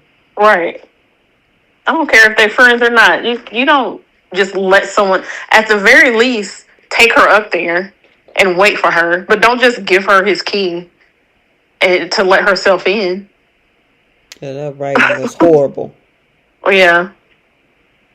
Yeah, that was Ugh. insane. That was I'm crazy. I'm sorry. That the way that girl screamed, I would have screamed too. That is so nasty and so messed up to see your pictures in the back of the bathroom. Like, I wouldn't want to touch the doorknobs. I want to touch like nothing Because, I within mean, reach. you have to know what has happened in that bathroom. Yeah. I mean, and he's playing this psycho guy where he is so obsessed and he did this to prove something to her, according to him. I did this to prove that nobody's in your corner. Okay, so you transposed inappropriate photos to my face to prove to me that people weren't in my corner. Make that make Yeah. sense. And this is supposed to make me love you. Yeah, and go off to New York with you too. Cause Yeah. And then on top, he don't want Will's filthy hands all over either. but I'm supposed to get excited and turned on and love you for the fact that I'm looking at pictures of myself behind your bathroom door. Right. Okay. This is how he wants to get the girl. And this is so lame and pathetic. I don't feel sorry for Remy. I don't. This is so nasty. Yeah, she's ready to call the police on him. As she should. I mean, that's against the law to do that. But obviously, to me, this episode seemed like an awareness episode. Yeah. Absolutely. Absolutely. This is disgusting. And Deep, I gotta disagree with you. Remy, she said Remy's no different than Thomas. This right here is on some other level. He cost this girl her job. He's also it was to the point where this girl had to move out of state. She was embarrassed and couldn't get any support from anyone else but the creep and the weirdo. And he followed her to a different state and causing the same issues. And now we've seen like this disgusting behavior on the back of his bathroom door. I feel it's completely different than Thomas. That's just my opinion. Well, I mean, the other thing is he tried to touch her. He tried to kiss her, which was unwanted. Right. So, yeah, that was not completely different for me. Like I said, everyone can feel how they feel. I feel like Remy and Thomas, that's apples and oranges. So it's completely different things. This guy needs to go to jail, especially for what he just did to this girl. And on top of that, now he's barricading her in his home and trying to create a whole situation to where she can't get out. And I'm like, girl, where is your cell phone? You should have stayed in the bathroom or whatever the case is. Yeah. And locked yourself in the bathroom until the police came. Yeah, so I guess we'll have to see what happens next. I mean, today's episode was, like I said, obviously it seems like an awareness campaign, but a lot of people were saying, why aren't Ridge and Eric fighting harder for their company? Maybe we'll see more of that later in the week. But yeah, so Well, go ahead, Keish. I was just going to say, Steffi suggested that they do their own press conference, and Eric was against it to kind of like let everybody know how control was taken from them. I guess as part of a way to fight to get their company back, and Eric was like, "No, I don't want to do that." I agree with that. Can't remember why he said that, but I think that would kind of show the instability within the company. If their whole goal is to try to get the company back, they don't want to, I guess, show instability, even though there is instability at the moment. They don't want the public to know that, because that affects their bottom line, which is the buyers and, retailers, all that good stuff. So I agree with Eric to kind of keep it private, to fight in private. And then once they get the company back, they can, resume with whatever they have going on. But Carter's moving full steam ahead with this whole luxury brand. He had that girl with the perfume. I didn't know who that girl was. Yeah, that was such a boring, unnecessary scene. And no shade to the actress, none whatsoever. Yeah, it to me it's just at this point it's like what's next? I mean, obviously we need to get past this. I'm not interested in the Bill and Luna thing. It's just moving slow. Because they were on a high for the past month. League coming out of November, and then now this. So I guess we'll have to see. Y'all got anything else for Bold? Because I don't want to keep. This is a Monday night. I know people. It's the beginning of the work week, and I don't want to keep people on too long. No. Oh, she's a famous French singer, Aditha. I didn't know that. No, that was it. Yeah. Okay. Holiday week. All right. You had anything else, Keish? No. Okay. All right. Let's move into our last few segments, and then we'll shut it down for the night. And then you guys can get some rest, because some folks still got to work tomorrow. I know a lot of people have some days off this week. I had all mine last week. I got to work this week, so. But we're gonna do our flip the script segment. So if there's a particular scene or storyline you wish you could change, this is where we flip the script. What's your flip for Young and the Restless? I had two. Okay. My first one would have been when Adam and Victor had to talk about Chelsea. I wish that Adam said, "This mind your business. I don't want to be with her. She don't want to be with me, and that's just how it is." And then the other one would have been when Nate, Audra, and Amy got to LA. I wanted Nate and Audra to leave Amy there. That's funny. So she can get in touch with her own child. Yeah, go find your own kid instead of having anybody do your leg work. Mm-hmm. All right, what you got, Keish? Mine would have been for Summer to spend New Year's New Year's Eve with Chance instead of her ridiculous mother and her brother. Mm-hmm. My flip would have been Sharon just staying her butt home. Stay home. What? You don't need to be out there for what? You know somebody's on the loose. And you ain't got no security. You ain't got nobody to escort you to the party. Stay home. Have stuff delivered to you. Plus, she did a lot of partying over the years. I wouldn't even trust that, knowing the delivery. Who knows? Jordan might send a laced pizza over there or something. But she could. She has Nick. He has the cape. He is the Uber driver. He is the Uber Eats. He could have brought that to that girl. Well, unfortunately, she had to leave the house. So. All right, what's your flip for Bold?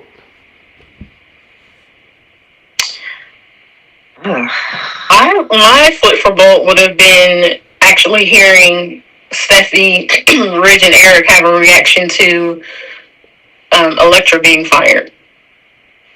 Do they even know? I don't know. We haven't heard them talk about it. Yeah. It's another example of how they isolate them, and I feel like maybe that's because it wasn't going to be a lasting story. Because I mean, already Katie is talking about giving her a job back. I think that was all just for this whole deep fake awareness thing. So I feel like that's why they just didn't have anybody else outside of that circle acknowledge what happened. But it would have been nice to hear them like talk about it and talk about how they feel, or at least have one of them go confront Katie. Like, you guys just made a fuss over how Steffi, wanted to fire Hope, and what you did was even worse. Mm-hmm. Okay. What about you, Bree? What's your flip for ball? Well, since Bridget was on the screen, I actually would have loved to see scenes with her and her dad discussing what happened with the takeover, and I would have loved for her to also have cussed Carter and Hope out for what they did. Yeah, I was talking about when I had brought that up. I kind of wish they had created a thing because this attacks her own father. Yep. I wish that she had went off on this whole situation with her sister being involved in this. How dare you come and try to take my daddy's company, or help trying to take his company? Yeah, no, dang on well, Bridget is not going to do anything to oppose her mother and her sister. I'm saying I wish they would have wrote it that way. That would have been a different switch. But I don't think she's on long enough. She always pop in and out for the holidays or whatever. My flip would have been for them not to flip the script on this relationship between Carter and Hope and Thope. Leave that script intact. We remember it. We haven't forgotten it. It was one of the highlights of the last year. So instead of trying to flip the script on us, let me flip it back. Don't touch it. Leave it alone. Alright. Who's taking seats on Young and the Restless?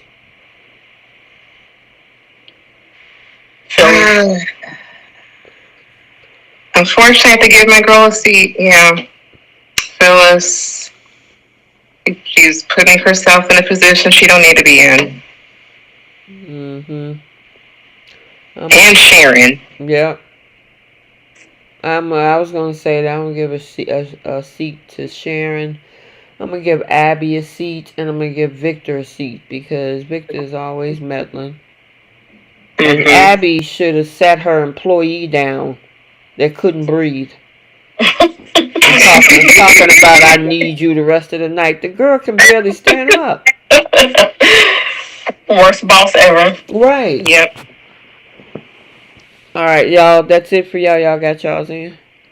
Okay.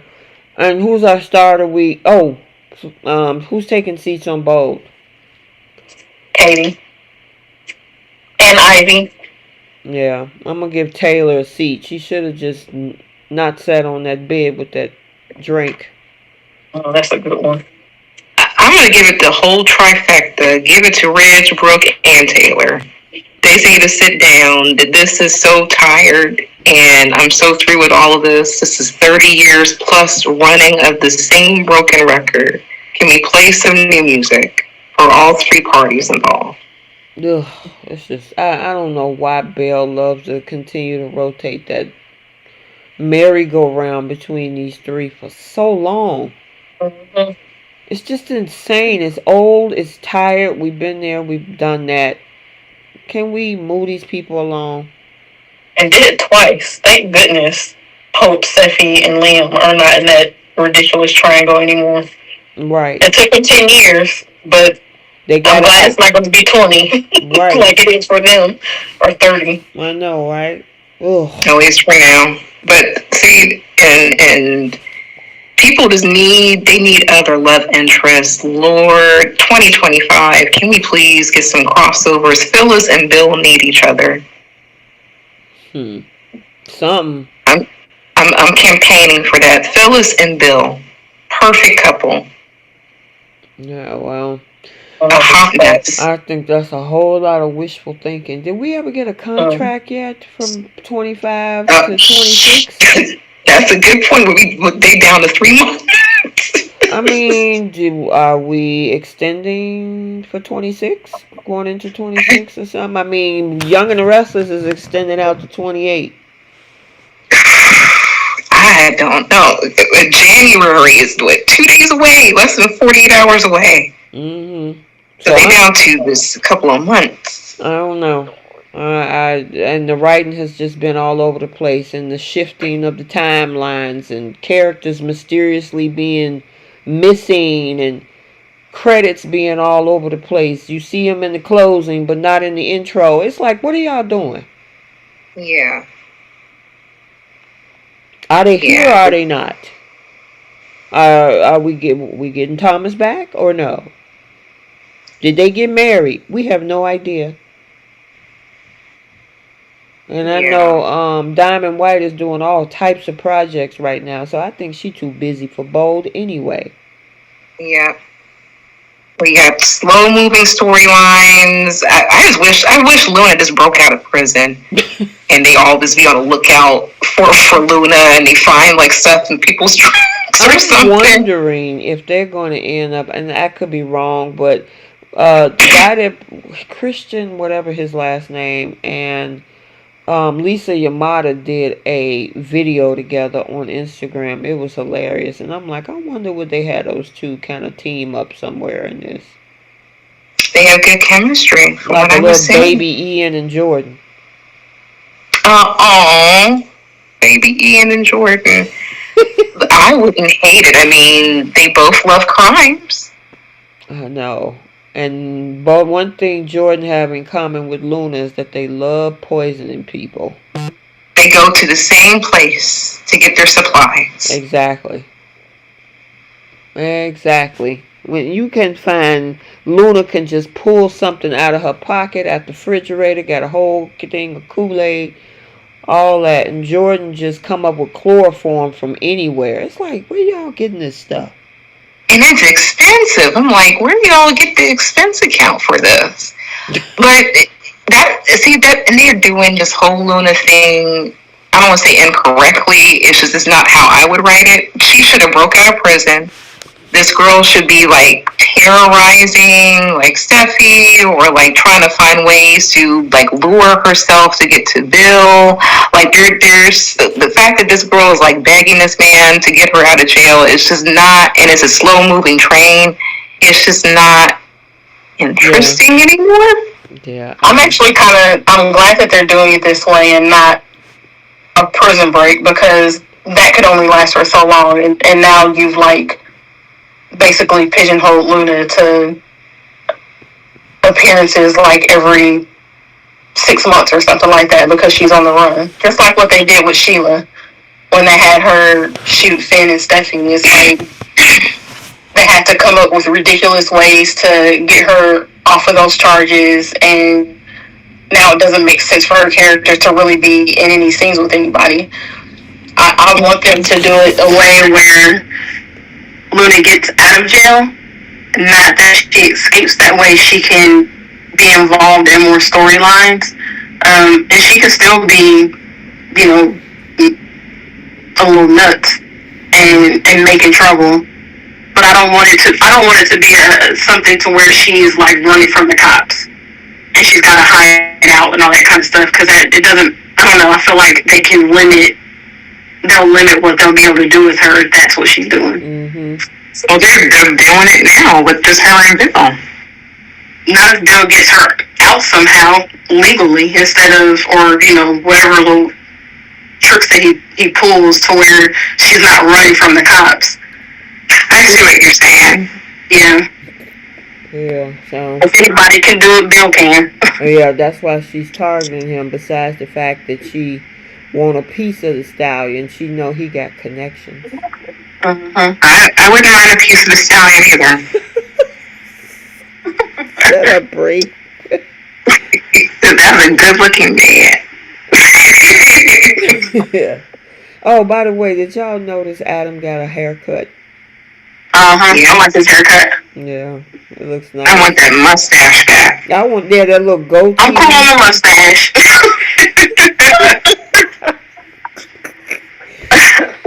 he looked good with that mustache. That was he looked really good.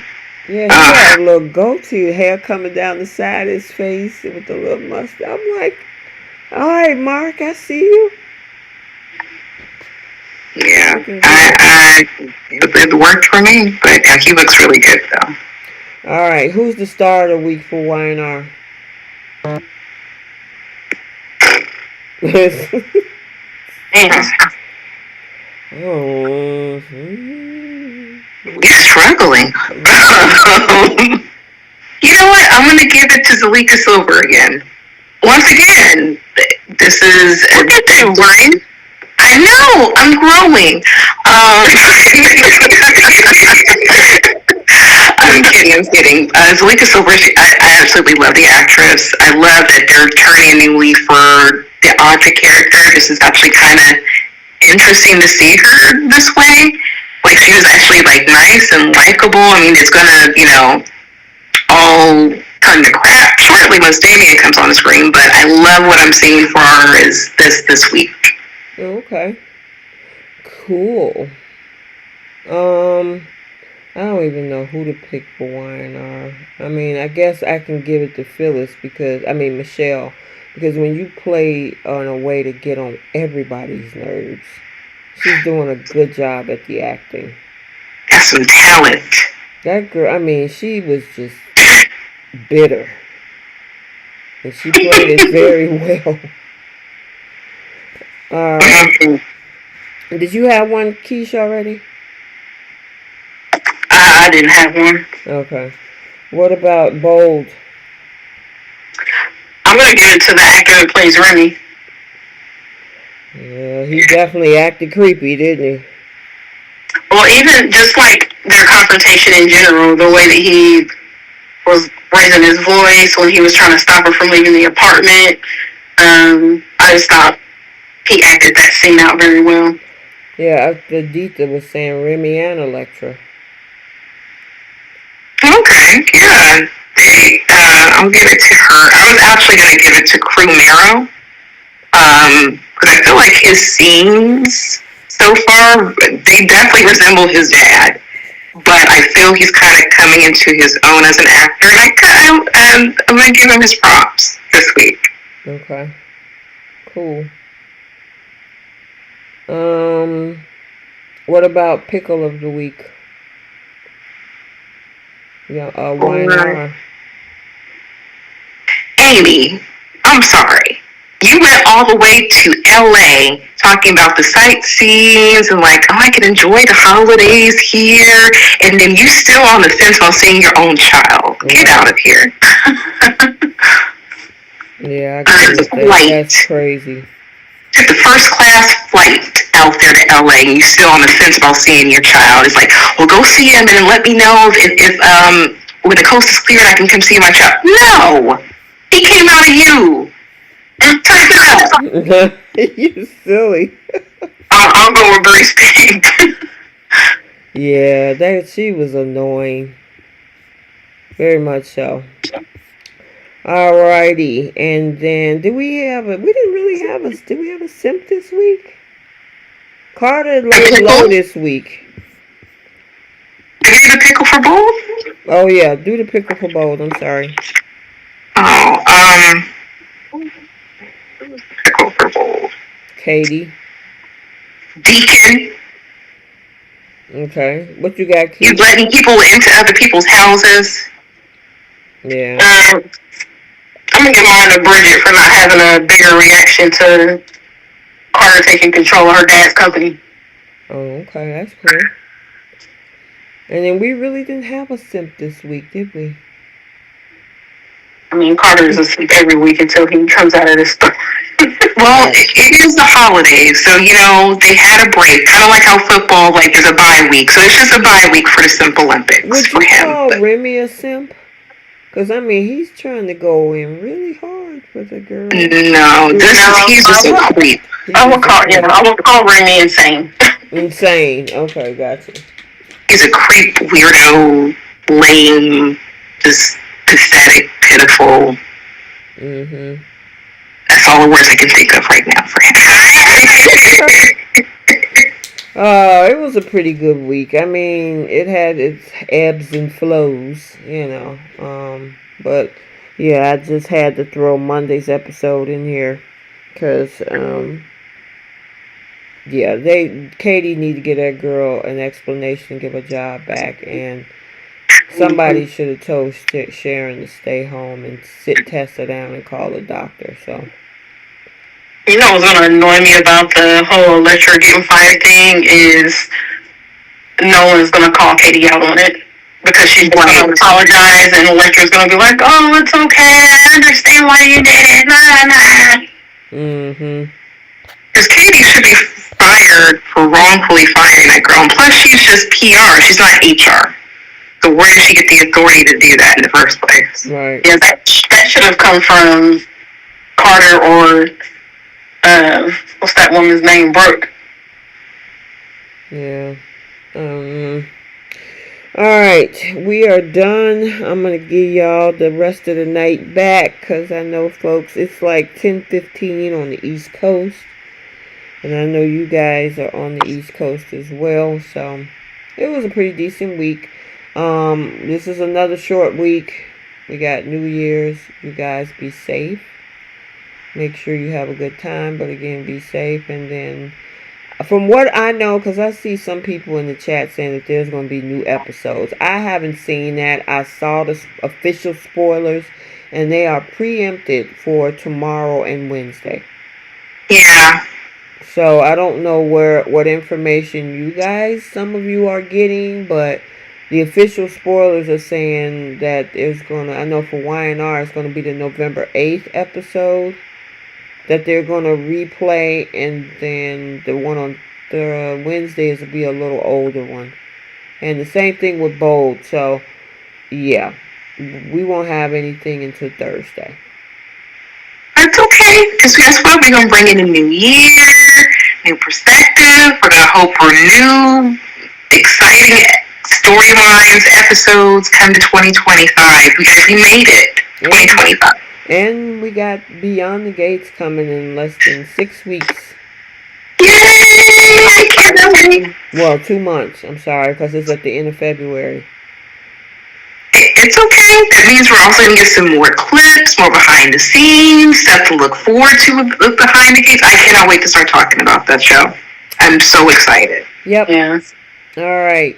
All right, you guys, I'm going to let you go. Make sure you like, comment, and subscribe. Hit that like button on the way out. And we will see you guys later. Bye, Soapies. Bye. Happy